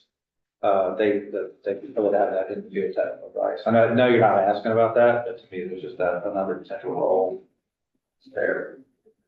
Because they've been up in our attics, they've been in our basements, you know. So one of the fine lines is that the EUs and EVT in particular has been very explicit about not wanting to be in the role of enforcement. And I wasn't thinking enforcement, I was thinking more technical. Right, but there's a line that's sometimes hard to draw between the two. So I don't know, Steve, whether you have any thoughts about this or? I think the best way to answer that is that in the absence of there being an authority having jurisdiction, right? There being some entity that is going to comply or compliance with a standard practice. There has been, and again, it's part of the reason why I came to work for Efficiency Vermont, was because I respected that I as a builder prior to working for Efficiency Vermont, went to the experts at Efficiency Vermont to train me and give me the broader picture knowledge of what I should be aware of to do better for my clients and to risk my limit of liability and to do the best thing I possibly could as part of the community building the built environment. And I still believe in that mission. And it just so happens to be that Efficiency Vermont is one of those energy efficiency utilities delivering that model. Short of there being an energy or Efficiency Vermont, where do you get the expertise and the ability and the years of accumulated knowledge, what I'm hearing your point be, that gives the context to train the next generation of building professionals and to take this knowledge forward? And I think I've seen that within what Efficiency Vermont, has built over time, is that there's a lot of people with a lot of expertise and a lot of years of experience. I've been in thousands of buildings. So, and to me, it's been a huge, amazing opportunity to see so many different ways things are put together. So that doesn't need to be me, it doesn't need to be my colleagues, but it needs to be people who have some level of long-term experience and context that can put these complicated principles into practice. What it really comes down to is educating the construction community about how physics works on buildings, and not to create unintended consequences when you're not aware of how one thing interacts with the other. So, wherever possible, sure, yeah, work with the incumbent capacity that you have and the places that that expertise lives.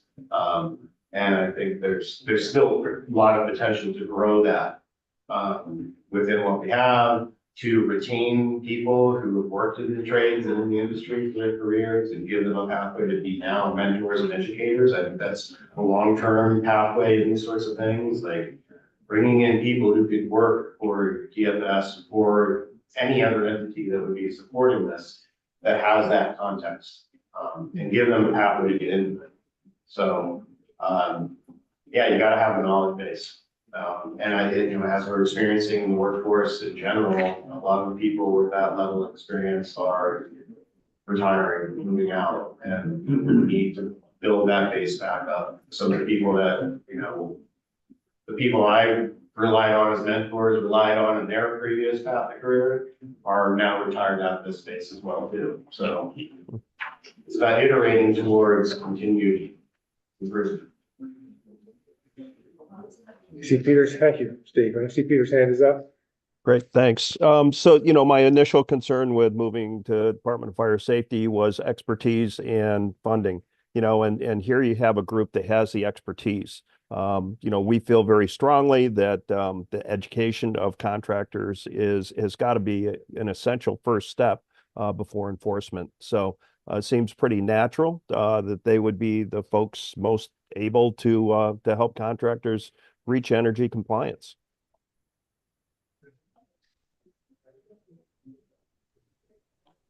That's it.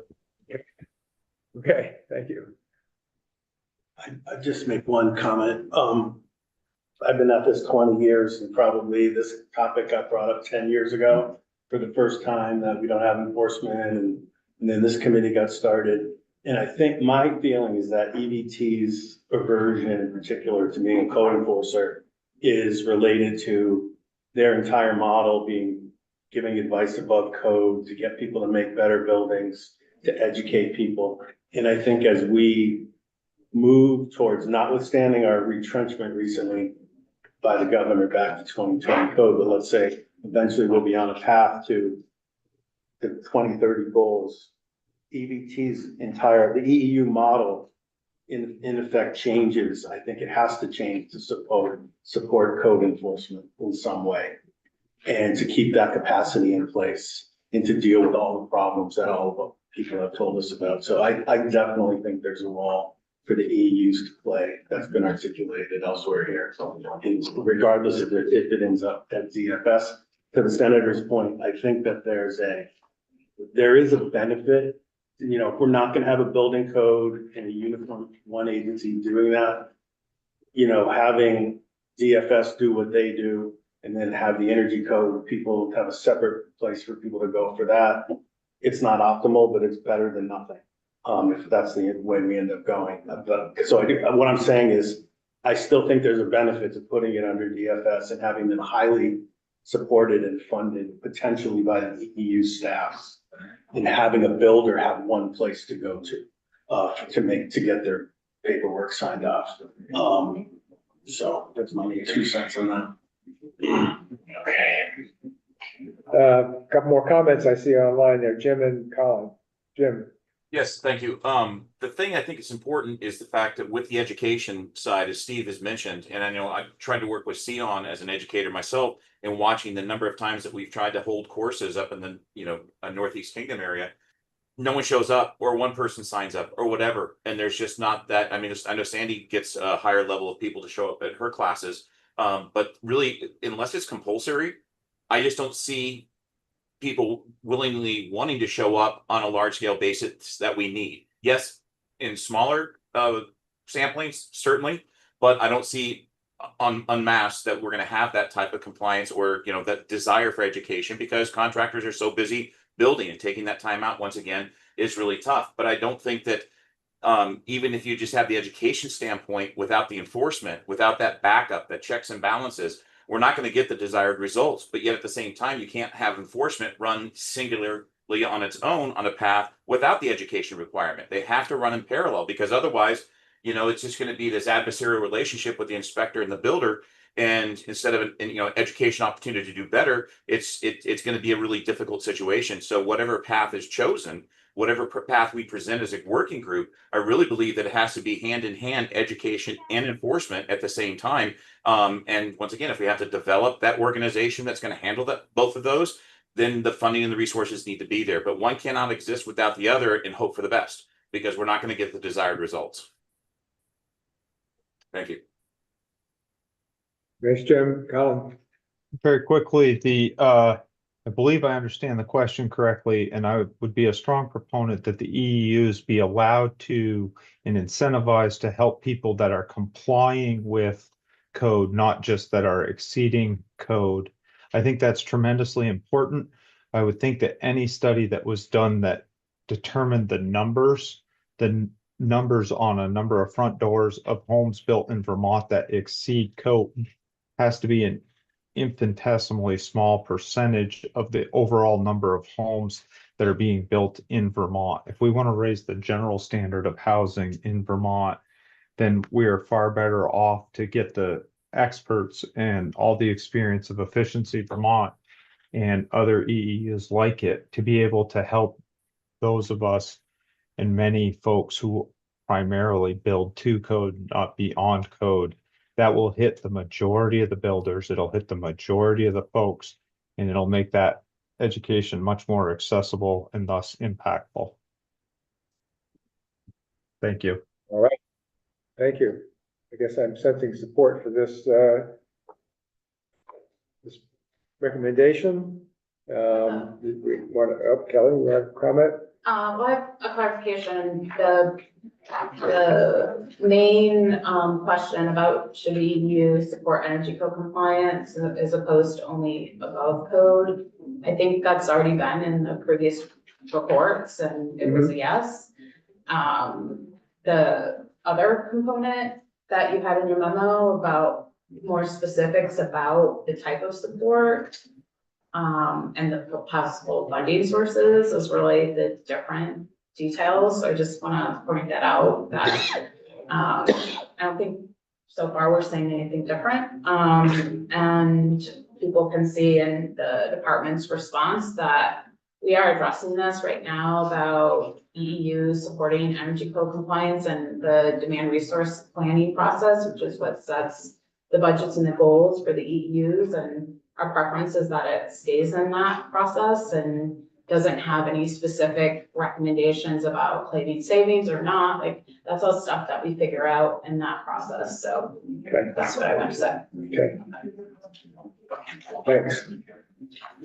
Do we want to include this recommendation in this report as well? I guess. It's just a real quick question. So Kelly, when you say that, are you saying that you think there's a pathway for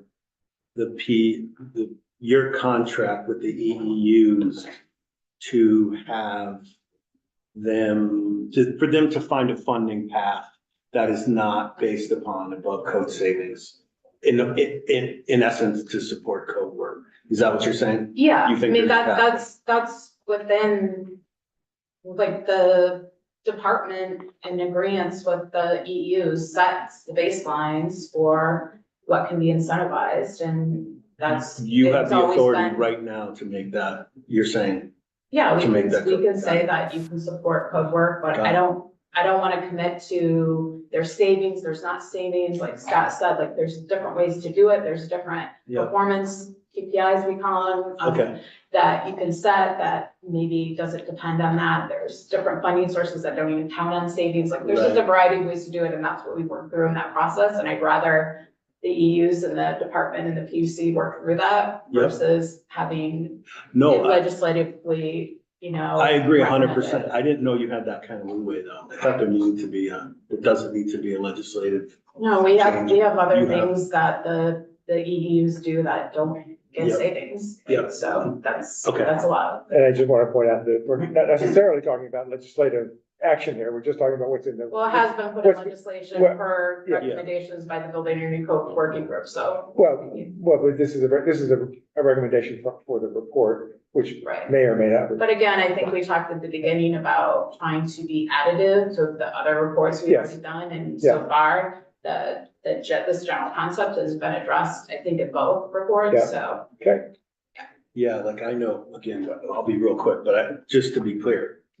Because I'm on the phone all the time with EDT for years, and I know we've gotten money that's gotten through the process for things that didn't screen, didn't have savings. That's been in place a long time, and I've taken advantage of a lot of those funds. Well, but just so I'm clear, if we're gonna have the EEU support code work, and that becomes dominant in there. So to Colin's point, I don't know what percentage, their funding stream is above code at this point, but I see that getting smaller and smaller. So that means the majority of their funding, they would need to be paying people to support code work, which I think is not the case, hasn't been the case in the past. Like the non-screenable work's been a smaller portion, right? And then they've had to justify with savings most of their funding. Right. So that's what I want to make sure I'm hearing right from you. is Yeah, that but You there's, have the flexibility to really up that. well, I mean, I want to be clear, through the process, you set priorities, so Right. I'm not saying that they would spend the exact same amount that they previously did to get a certain amount of energy savings on just code compliance. I'm not Okay. making any kind of statements Yeah. about that. It's all a negotiation and discussion about what are the priorities, how much money goes to savings versus non-savings, like that's all weighed in the process. But yes, we have the ability to say you can do work that doesn't get savings, it's deemed savings, like there's all kinds of options that are on the table. But it's not about just replacing one for one, like an existing above code program with a code compliance program. I'm not saying that or committing to that. Okay. okay. Well, this is useful nuance to add to this question. But and we have included his previous recommendations in previous reports. So I think it's fairly uncontroversial as a recommendation conceptually.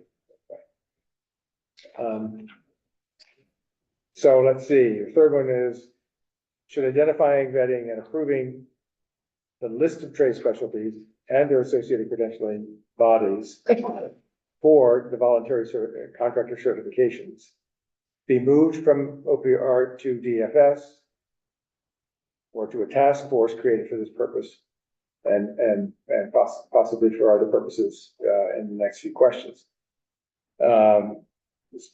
So given that DFS is, well, I'll step back for that. Let's just take the first question. Should identifying and approving voluntary certifications be moved from OPR to DFS?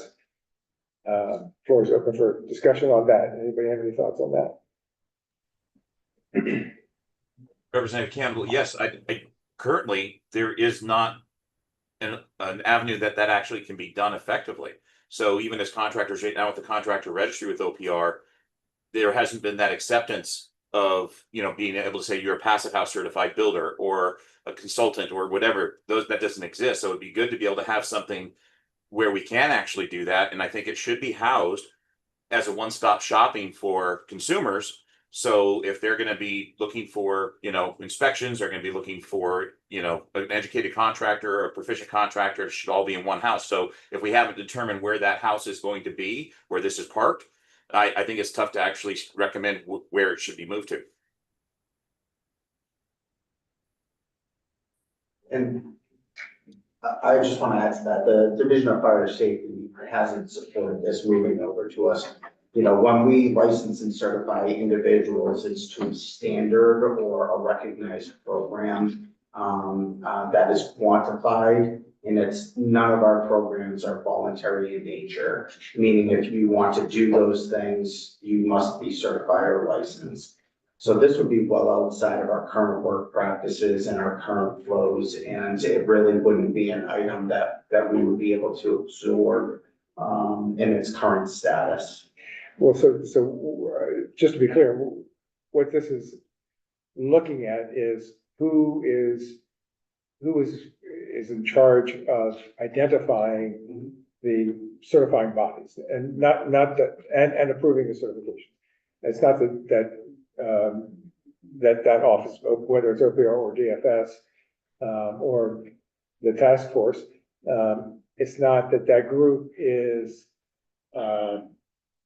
creating those certifications or understanding the technical aspects of them. It's just a matter of identifying organizations out there somewhere and nationally or regionally that provide those certifications and also either have trainings in-house or refer registrants, people who are seeking certifications, to trainings in order to obtain those certifications. So I don't know if I'm over-explaining this, but the point is that it's not that DFS or OPR would be running the certifications. It's just that you would be identifying some outside entity that is authorized. Does that make sense? Yes, thanks.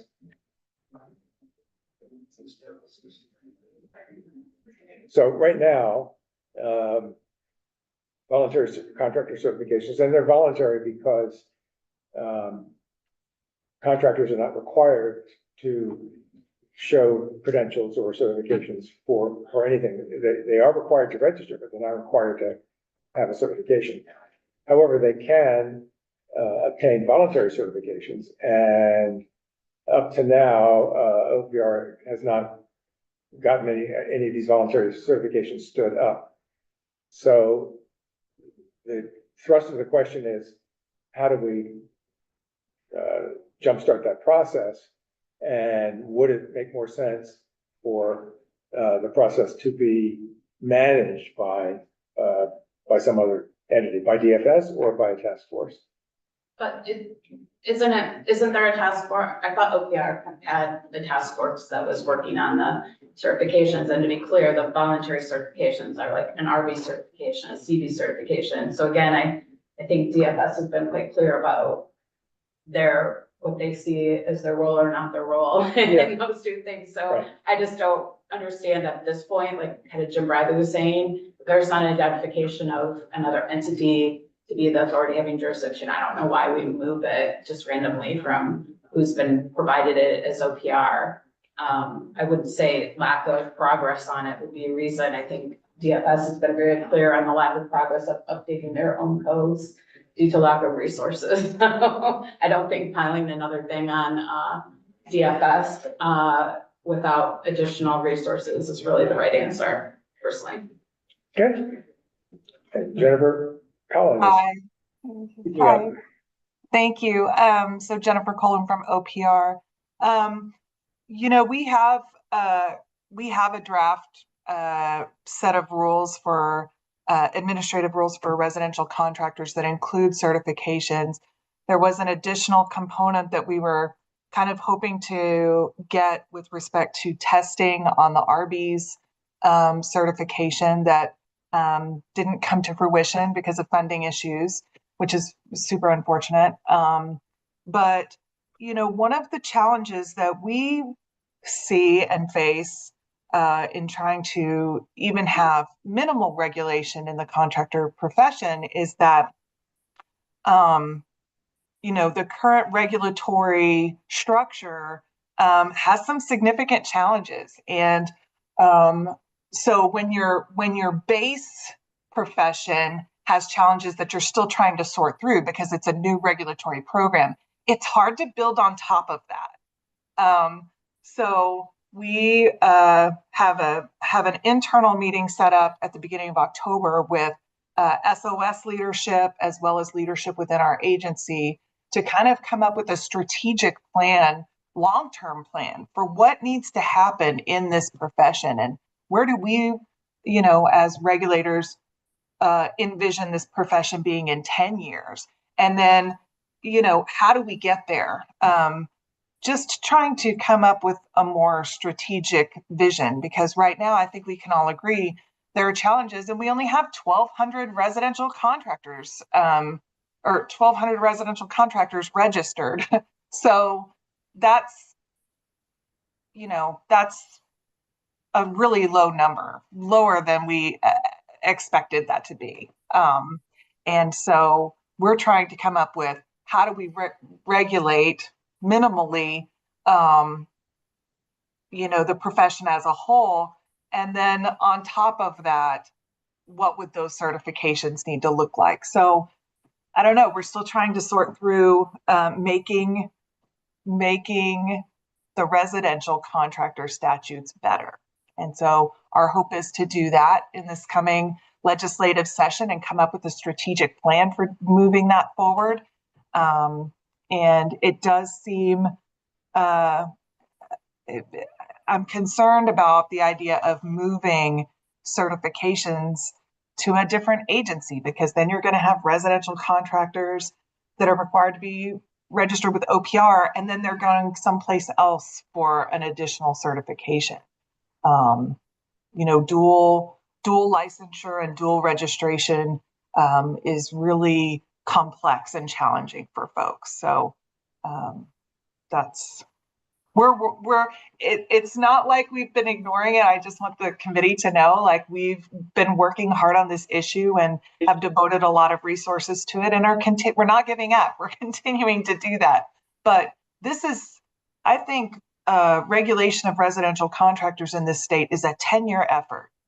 It's going to take us a decade to figure out how can we get to a point of licensure and where residential contractors have education and training and there are support systems in place to get folks to the point where a licensure program can be supported. So we've been having a lot of the same thoughts and concerns that other people have expressed here today. And, we still view ourselves as being an important part of that discussion and want to be part of the solution. So that's what I have to offer today. I would be really concerned about moving certifications at this point from OPR to DFS because, we're still working on building the base program. Yeah. Jennifer, I'm curious if you've had any discussions with the new, I don't want to call it, it keeps getting called the Weatherization Training Center, but it's beyond just weatherization. I know they've expressed interest in doing testing, and I think that was one of the road bumps you were hitting as far as, testing for the certifications. Have you had any conversations? We haven't. I would highly encourage that because they're really looking for that kind of base. What is it called? The View? View Center. The View Center. We can send you the contact people. Yeah, let's connect. Happy to do that. Thank you. Yeah. All right, well, how about the task force idea? So this was suggested not to talk about private conversations or anything, but this was suggested and at over lunch before the last meeting that I had with Mike DeRocher, creating some sort of outside group that would sort of be a bridge perhaps between OPR and DFS and other parties that would be the group that vets these certifications and approves them, and perhaps take some of that workload off of OPR's internal staff. That was the concept as I understood it. I don't know if Mike mentioned anything to you, Landon, about that, or Not specifically. Not specifically, okay. As long as the department doesn't have to run it Yeah. I mean, and staff it. I do enjoy the concept, and I do think that that would, could have the potential to produce a good path. And I do believe in collaboration to kind of reach those objectives. So, with all that being said, you know, I'm not opposed to that evaluation of the task force. Not opposed to the idea. Yes. I suppose it would have to live somewhere though. And Kelly has already said not. We've done our duty. So I don't know if it could live, in the legislature, but we'd have to answer to somebody. And it currently kind of lives with OPR. And it could stay with OPR. Could stay with OPR. And potentially. I support lots of other state agencies already with additional information, and I assure you, if OPR ever reached out and said, we're looking for some support on this, that is something that the division does on a regular basis to all of our partners. Yeah, we've been working with OPR as well. We're happy to continue to do so, obviously. Okay. Jennifer, do you have any thoughts on that? Are you still with us? I'm still with you, and yeah, I mean, we've met with Mike DeRocher numerous times, and DFS has always been supportive of answering our questions and being a resource. So I don't have any further thoughts about it, but yeah, we're actually expecting, yeah.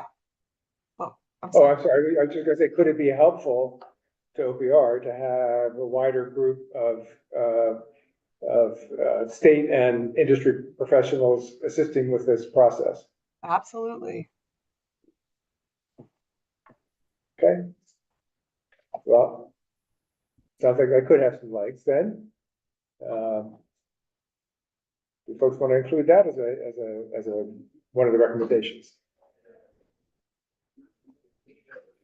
Maybe we should ask whether people would support moving the certification process from OPR to DFS first. Is there support for that? Vote yes or no? Yes, it sounds yeses. No yeses? How about no's? No's? Got a few no's there.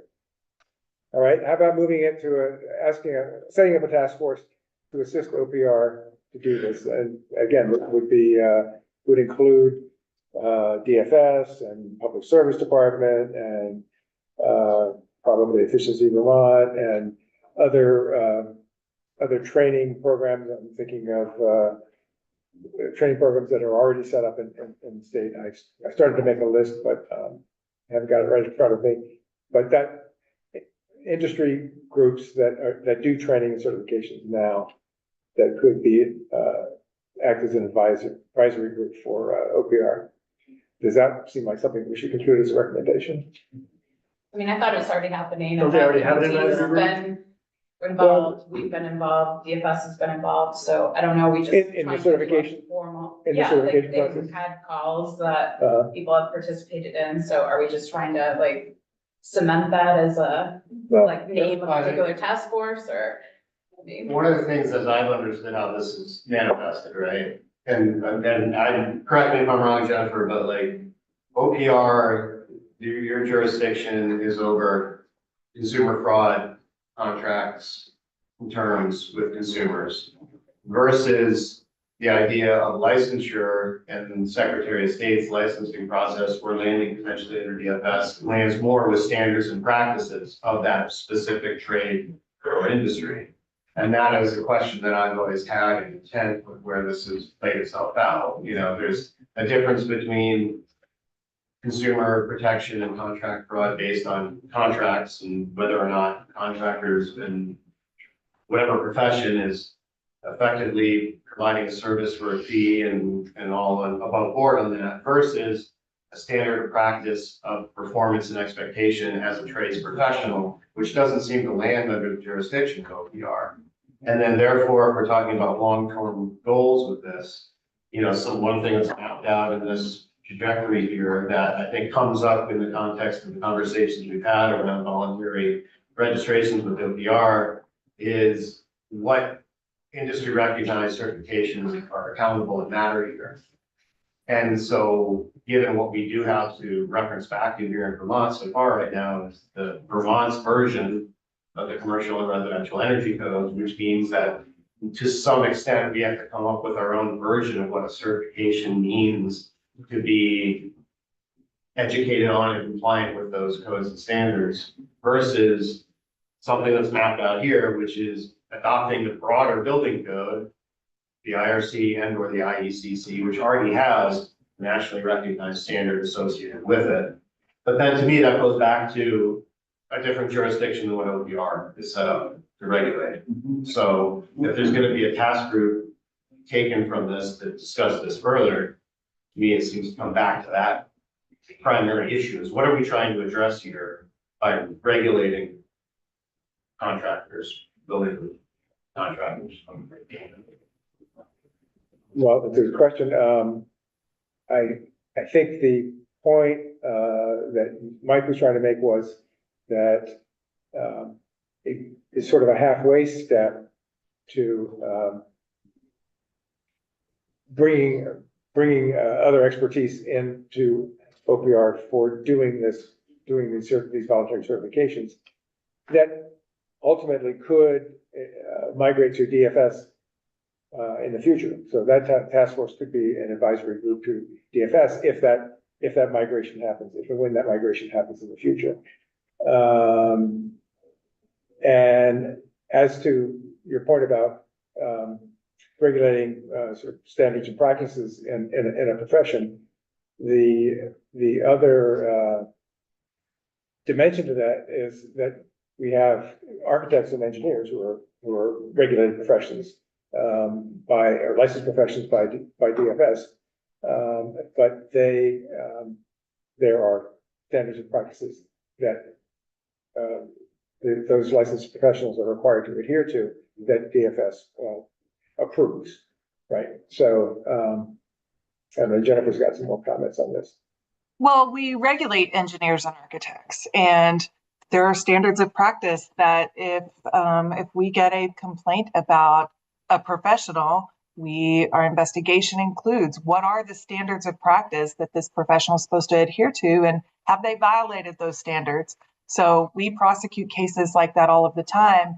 I think the challenge in residential contractors is the lack of a building code for single family owner occupied dwellings. What are the standards that people have to adhere to? There are really obvious things that people can see that no one would build to that standard. But if you ask, 3 different contractors to build something, they're going to build it 3 different ways, and maybe all 3 are acceptable. So I think we have particular challenges with what are the standards for building just in general. And right now, the way voluntary certifications are set up in the residential contractor statutes, OPR would be able to prosecute somebody for not adhering to the standards of practice connected with that specialty certification.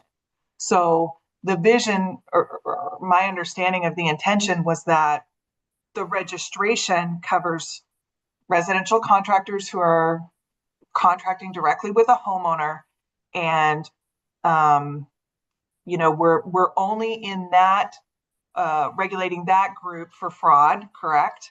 To make sure that they have insurance and that there's a written contract, and that if there's fraud, we can remove that contractor from the marketplace of doing work over $10,000, because we can't remove them if it's worth less than $10,000. But then for certifications, we can enforce standards related to those specialty areas, and that seems to have been the intention of the regulatory structure.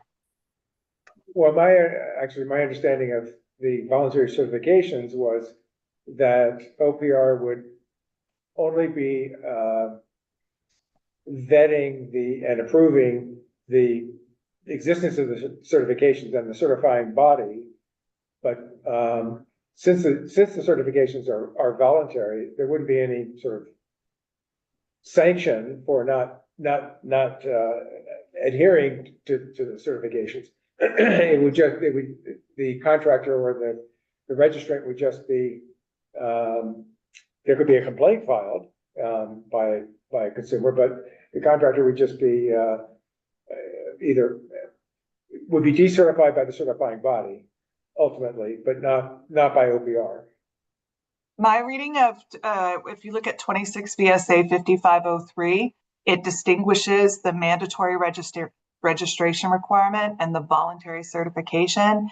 And it essentially says that the voluntary certification system is in part to establish minimum qualifications and standards for performance and conduct, and discipline a certificant for violating adopted standards or other law with or without affecting the underlying registration. So my understanding is, based upon that language, that we would be responsible for enforcing the standards of the specialty certification. And we could remove that certification from someone if warranted, without impacting their underlying residential contractor registration. Okay, well, that's interesting. I think that's a nuance that needs to be clarified, at least in my mind. Just clarification about architects. We are registered through OPR, but the process to become an architect is outside of OPR. So, for instance, you need to have an accredited degree, you need 5 years of experience, you need to sit for a licensing exam.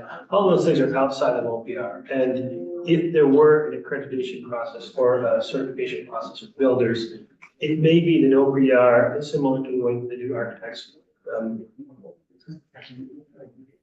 It is the authority of providing the license. They're not the authority in determining the qualifications. Right. And that might be where some of this nuance is. Right. They use third party certified, essentially. Yeah. If an architect is accused of malpractice, of not following architectural practice, who is the body that is investigating that and handling that? Is it OPR or is it the? It's the Board of Architects.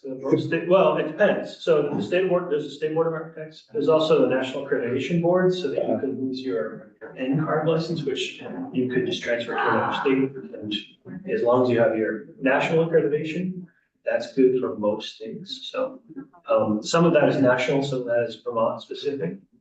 You could lose your license in Vermont for sure. So it's the Board of Architects that is doing the investigation. That's my understanding. Okay. OPR has 9 investigators, and we work collaboratively with the Board of Architects, I would say.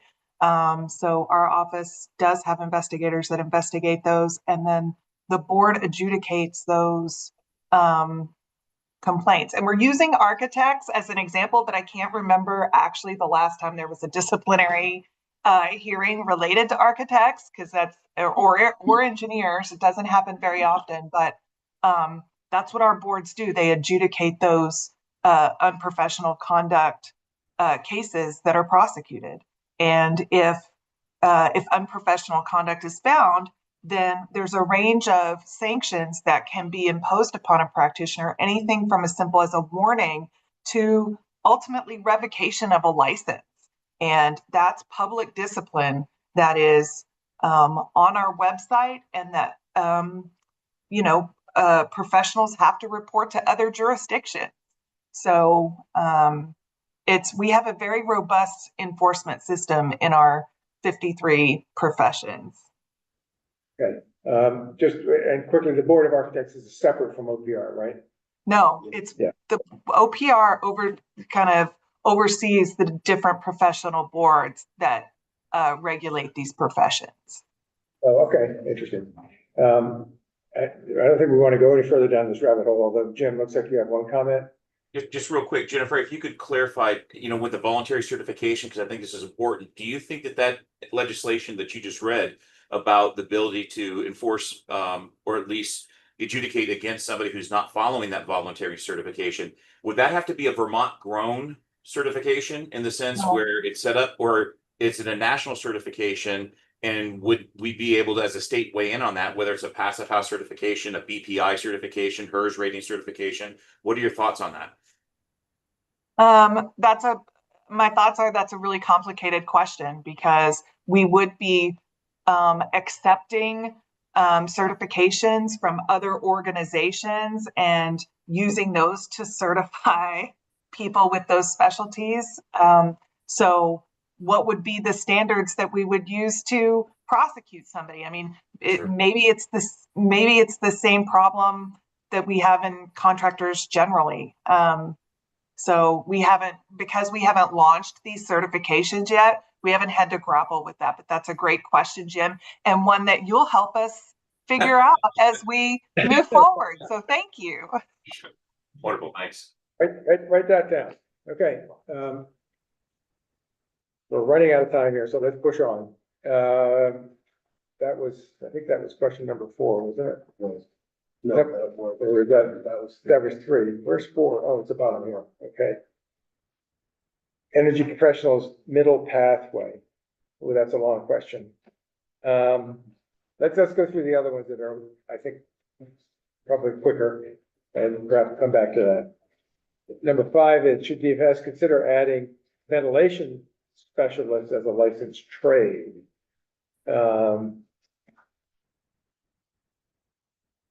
Any thoughts on that?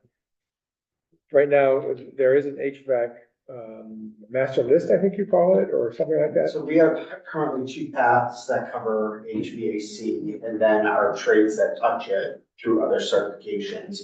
So currently we have a type S license, which is an electrical endorsement that allows specific trained individuals to do work within the HVAC community from the electrical side. We also have one under the gas appliance side. So the Division of Fire Safety, where we capture the vast majority of air movement within a building outside of air exchanges and moisture removal through, and I'll say that a different way. The Division of Fire Safety captures heating of buildings through our code standards, laws, certifications, and licenses, the electrical components that monitor them, the gas appliances or oil appliances or electrical appliances that govern them. Really, the items that we don't cover would be covered under a mechanical code, which we do not adopt at the Division of Fire Safety, which would relate back to like bathroom fans and how much air they do. But how they're installed do fall under the Division of Fire Safety, which is, we make sure that they're installed in accordance to the manufacturer's instructions, because that's part of my guys. So I'm really not sure where this question was going or how it was generated.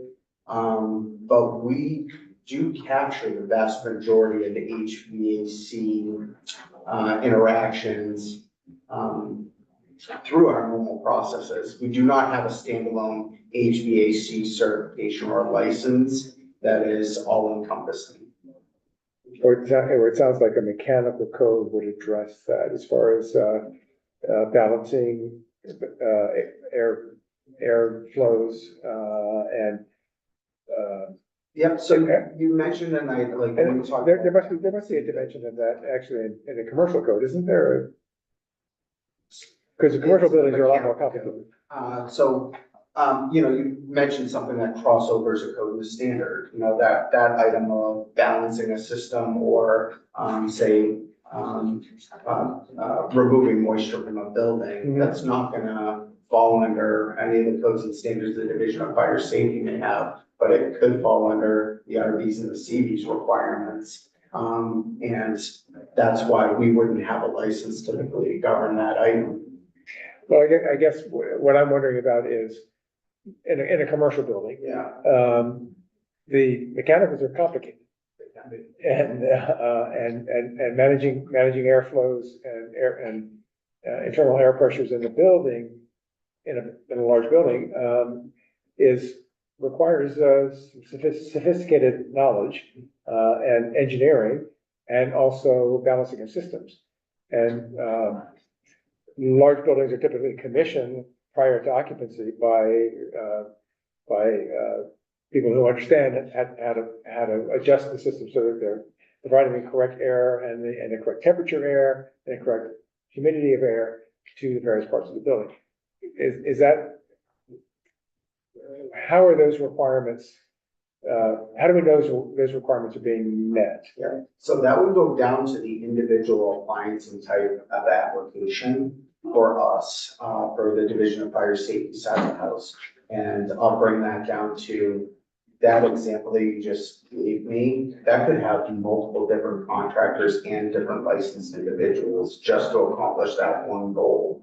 We could have heat pump technology that's augmented with oil and gas, and I could have HRVs that are a component of that. And the only thing that wouldn't have a specific license or certification for the appliance would be the HRV, but you still have to be a licensed electrician to install it. But there's not one all-encompassing item that covers all of those components. And that's highly probable in almost all of our commercial structures. There's not a singular entity that does all of them. All right, well, let's just take an HRV then. Yes. To focus on one particular thing.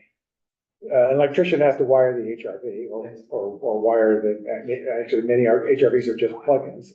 So electrician just wires a plug next to the HRV. Right. But there's nobody sort of checking on whether the ductwork that the HRV installer has installed is actually functioning correctly. So you're correct in regards to there's no specific license or certification for that. The Division of Fire Safety has the right to make sure that that device is installed in accordance with the manufacturer's instructions and its listings. And the fire code and our 98, 90B, which are reference standards, give us that authority to say, if you're installing this piece of equipment that's going to be moving air, you have to comply with these requirements. But we do not have a current license or certification that covers that specific aspect. Okay. Steve. ASHRAE defines industry standards for ventilation rates for commercial and residential buildings. And to your point, I think that I'm hearing you say is in the commercial setting, most of the time it's an engineered system, mechanical engineer involved that's doing the actual calculations required to create the flow rates necessary and hopefully the specification of the duct system to allow those flows to occur around that whole building. They create the spec and then the installation happens, and there's certain levels of oversight that have to happen in that space. What we don't see is the trickle down of that practice into the residential market. And then as we kind of talked about here throughout the day today, that is of more consequence now, not having good active mechanical ventilation occurring in buildings, but the standards, industry reference standards that apply to that specialty trade, if you want to call it that, because there is the B in HVAC, right, falls under that umbrella, is referenced in the commercial and residential energy codes. So it's going to be in the ICC, it's going to be in RBCBs, but the standard of practice to be followed for design and then commissioning, if you're going to require commissioning, lives in the energy code aspects for residential and commercial. So it's another one of those things of like, how many steps down do you go into creating a specialty certification? Like, is it necessary to have a specialty certification to make sure that ventilation is being installed properly? Or do you hold people accountable for compliance, meeting the standard as written, because it's already written in there, what standard of practice you should be following? But yeah, to that point, there's not a standard of commissioning happening or outcome. The only time that that actually comes into play in the residential space, frankly, is if you are using a refrigerator as your compliance option for code. Because the HERS grader is required to test flow rates of the ventilation system in the building as a part of their final commissioning and project completion and verification to file the HERS rating as a registered rating. So that is where that practice comes into play in the residential market, the single family, space. So absent a HERS grader, nobody else is testing the airflows. It's something we talk to our HVAC contractors now about all the time, like, and to our general contractors and builders as well too, like bringing that up to their mechanical contractor. I mean, so many people in the residential market just rely on their trade specialty to know what they're doing, and they're relying on them to do everything they need to do. But I would not say that it's standard practice that HVAC contractors in the residential space are commissioning their systems after installation. And a lot of times the design methodology that we see happening in the residential space comes from the principles that are being used in commercial buildings, which is not an apples to apples relationship there for scale, system design, and everything else. So there's an opportunity out there that way, but I don't know that necessarily creating another specialty, certification is the method to take to get to that out. Well, I don't know either. I came up with the question as a question, not as an assumption. But I'm thinking about installation of a heat pump. I had a heat pump installed in my house 20 years ago by a guy who just did it. So we just installed it and ran the pipe, the ductwork where he could, and so I assume we did a good job. But honestly, still that hasn't changed a whole lot. That's how it's done now. Handling refrigeration, and even depending on the refrigeration and equipment type, you may not even need that license because you're not adding or subtracting.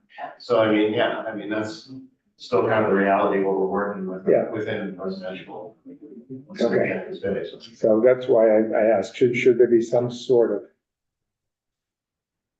certification, since ventilation is becoming a lot more important even in single family. I think you also have the opportunity of using what's already written into the codes that we're operating in. Yeah. And then just holding people, accountable to following those standards and practices and installing them based on what the industry standard that's referenced in the code requires. Yeah, if only there was somebody enforcing the code. Okay. Do you know if that exists What? in any other jurisdictions or Ventilation? other states? I don't. Such a thing? No, I Does don't. anybody know that?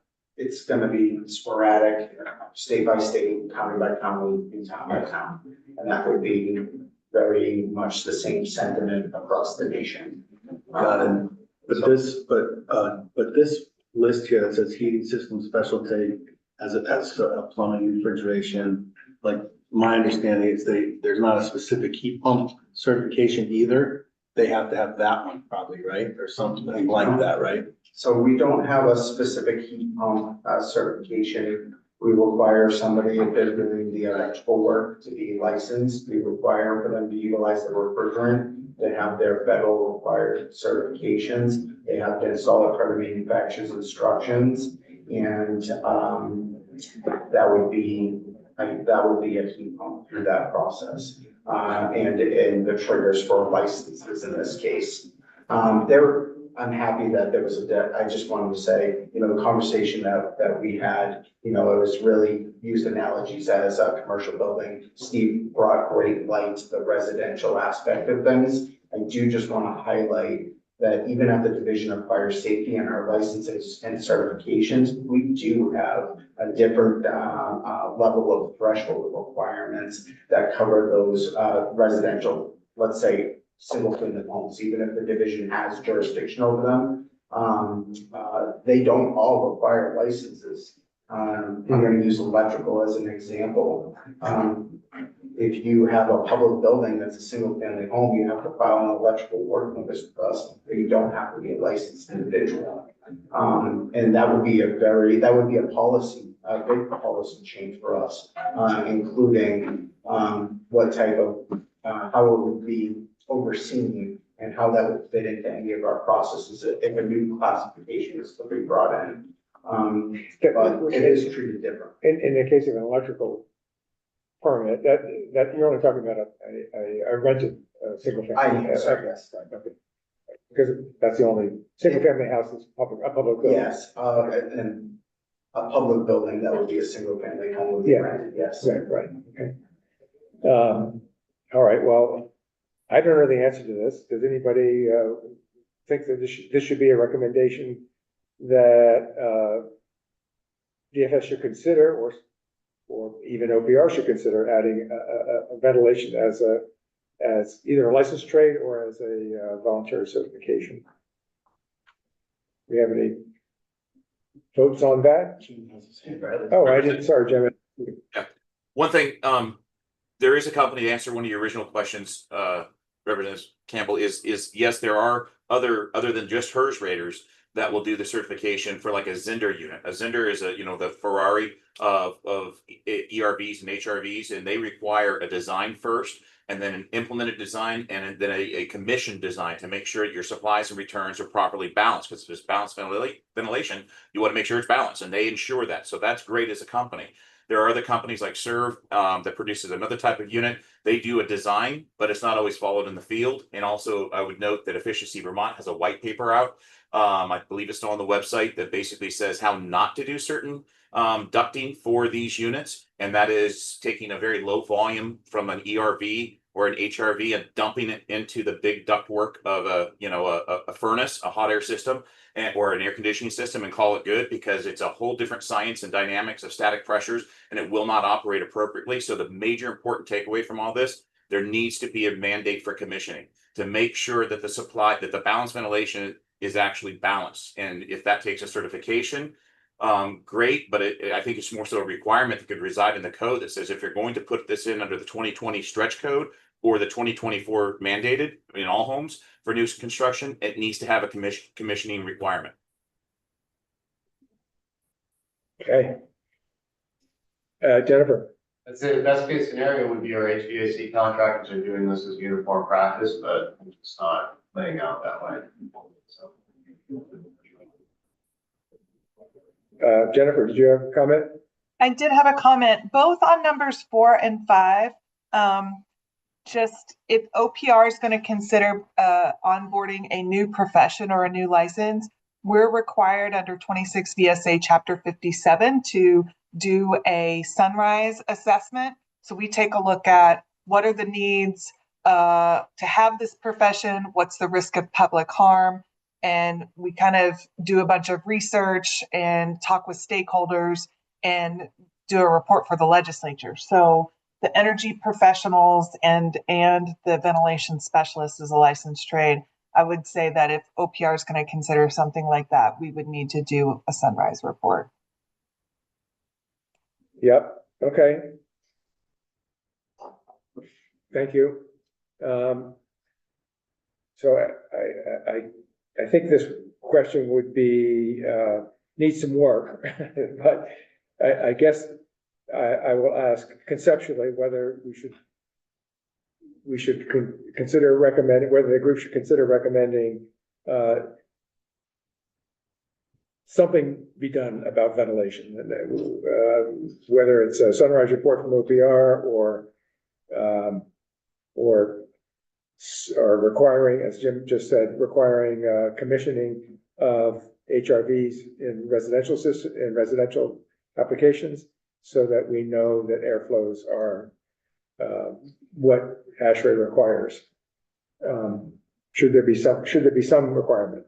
Do we have any thoughts on that? I was just thinking about the testimony from the last time from the HERS reader. Yeah. This is a huge problem. It's a huge problem. It's a huge, the ventilation of housing is a huge problem. Yeah. And he sees it all the time. Yeah. Who is it? Oh, this is Matthew. Oh, we have somebody from with the HRV company. Oh, and you're still muted, Matthew. Thank you very much. Appreciate that. I just wanted to comment that while I think some sort of activity to ensure good quality installation of ventilation systems is a great idea. I think, I could be wrong, I don't think that we find in either ASHRAE or the I codes anything along the lines of reference to certified ventilation installers. You will find, though, in various places, and California is another example of a place to look, requirements that ventilation systems be tested and balanced. And so that would be that's probably the easier lift, is to go for the requirement rather than the certification. And that's Okay. really all I can offer there. Thanks. Great, thank you. Well, then let's make the question that instead of adding ventilation specialist as a licensed trade, should the report recommend some requirement for commissioning or testing and balancing ventilation systems, even in residential? Can I ask one quick question to Yeah. Steve before that? Yeah. Steve, wouldn't that be a requirement already in RVs or CVs? Gotta be balanced and move the air effectively? For CVs, I believe there is language in that code that would lean towards required commissioning depending on the compliance pathway. In RVs, there's not a written key or anything on, but I don't believe there's a requirement for commissioning and verifying the flow rates for ventilation systems. There is a prescriptive requirement for flow, minimum flow rate for equipment, and then the design standard used to define the flow rate for the building. But there has been, I think there's points document that gives benefit for commissioning, but not a standard practice of requirement that it is commissioning and testing and balance. Thank you. All right, well, let's just take the simplest question. Should the report recommend testing and balancing of ventilation systems? Sure. Yes? Yes, yes. No? How about no? Who says no? I'm only going to say no, because I'm not sure that the costs that are associated with this testing. And Okay. I would raise that as a concern, especially in this environment. Okay. Thanks. I'd be a no as well. The reality is having a flow hood, which is not an expensive piece of equipment, and then moving around the building with it and putting it on the different ports as you are running the system. So I hear you, everything is an incremental cost. But as far as like the tools and standards of practice we have available to us now, blower doors are part of the construction practice now. It's written into the code. You know, it's just one of those other verification tools for performance that come into play now for what we're active under. So it's not that the tools are not widely available or complicated to use, nor need specialized training to use them. It's just a matter of incorporating it into the standard practice. Okay. We should move on. Anybody else have any? Jennifer, you're about to say something? Well, I was, Richard Fazy's got kicked out of the meeting or something. So he was asking if somebody could let him into the meeting. So he just sent an email to all of us saying, could someone please let me into the meeting? You want the name right, so I just let him. Okay. Okay. Thank you. We're down to our last 10 minutes here. Let's see, number 6 was should appropriate trade specialists licensed by DFS and construction related professions licensed by OPR be required to obtain continuing ed units, specifically in energy code requirements, and building science relevant to their work. And then who would vet and approve the CEUs? DFS and OPR or a separate task force. So the basic question is, should most of these the licensed trades and licensed professionals have CEU requirements? I think that's true. And should a requirement for energy code, some sort of energy code CEU be included in those requirements? So, There's a lot of trades to build a house. The trades that the Division of Fire Safety currently oversees already have CEUs that we manage. They are important CEUs within their industries just to maintain their education within their existing industries. The state already makes additional requirements on those that are state specific for carbon monoxide and for energy goals modules that we are tasked with employing. If there was an additional mandate, the Division of Fire Safety would be concerned that that would displace some of the other education needs that our licensed tradespeople are already mandated to have. The division would acknowledge and recommend voluntary certification or RCUs as part of that process. But with the way that our codes standards change and progress, trying to maintain the level of education with our tradespeople with the mandated hours now is a pretty difficult balance. As I recall, there is a requirement for, I think it's a 20-minute course or something like that for in energy codes or something. There is, we call it the energy goals modules. Energy goals, but it's very brief. It is brief. It is designed to give people guidance to what the state's energy goals are. Right. And to give all of those tradespeople the tools to research that and to further educate themselves in regards to what the state's energy goals are. Would it make sense to supplant that training with something that is a little bit more rigorous about how energy code applies to the particular trade? I don't think that that would be a bad idea at all. I also think that all the trades have very specific items that cross paths between the energy codes and their trades of service. Right. They're all very specifically different items. Right. Well, for just a quick example, an electrician might be installing a rain shed or a downdraft rain ventilation system for a stove that moves an awful lot of air, 300 or 400 CFM, and that might be enough air to backdraft the chimney.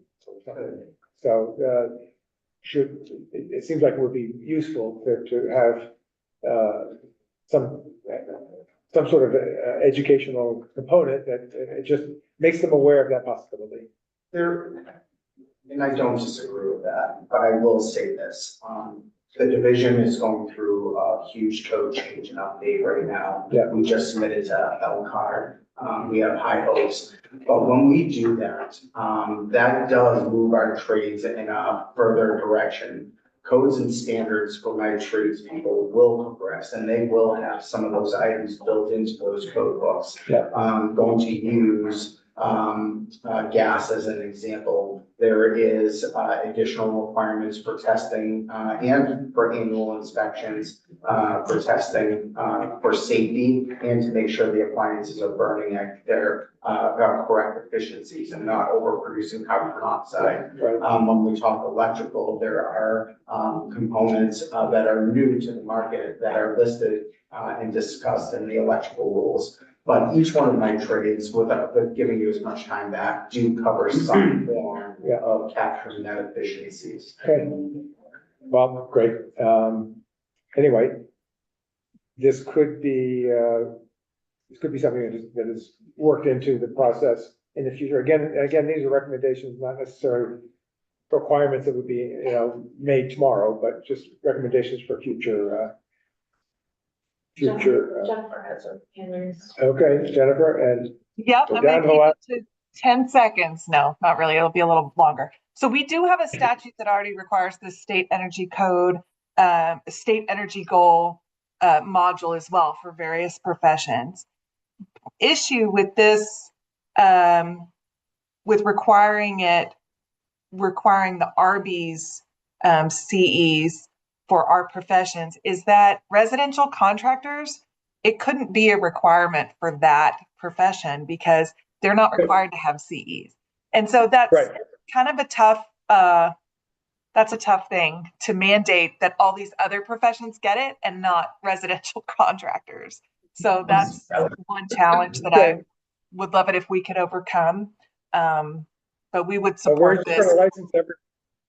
We would support this effort also, as long as it's not a program that OPR has to design, because I think we've had some challenges with this energy module. I don't know that it's been updated, and it can't be left to the individual agencies to come up with content when we're not the experts in RVs. Okay. Heard your point.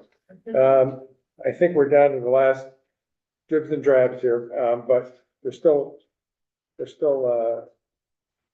a lot more in this document, and we're not gonna have time to get through it. I do think 7's easy, the answer is no. 7's easy, and the answer is no. Because municipal planners and regional planners there's nothing for us to be certified in. Okay. And then for the floodplain administrators, the biggest challenge there is they're not even certified in floodplain administration.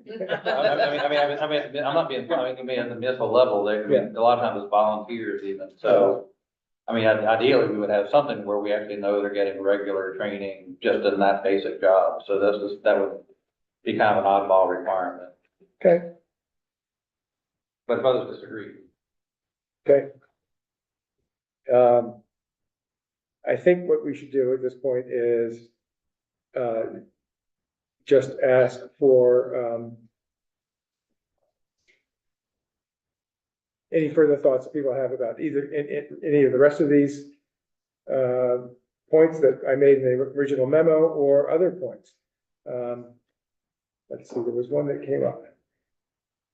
I made a note of.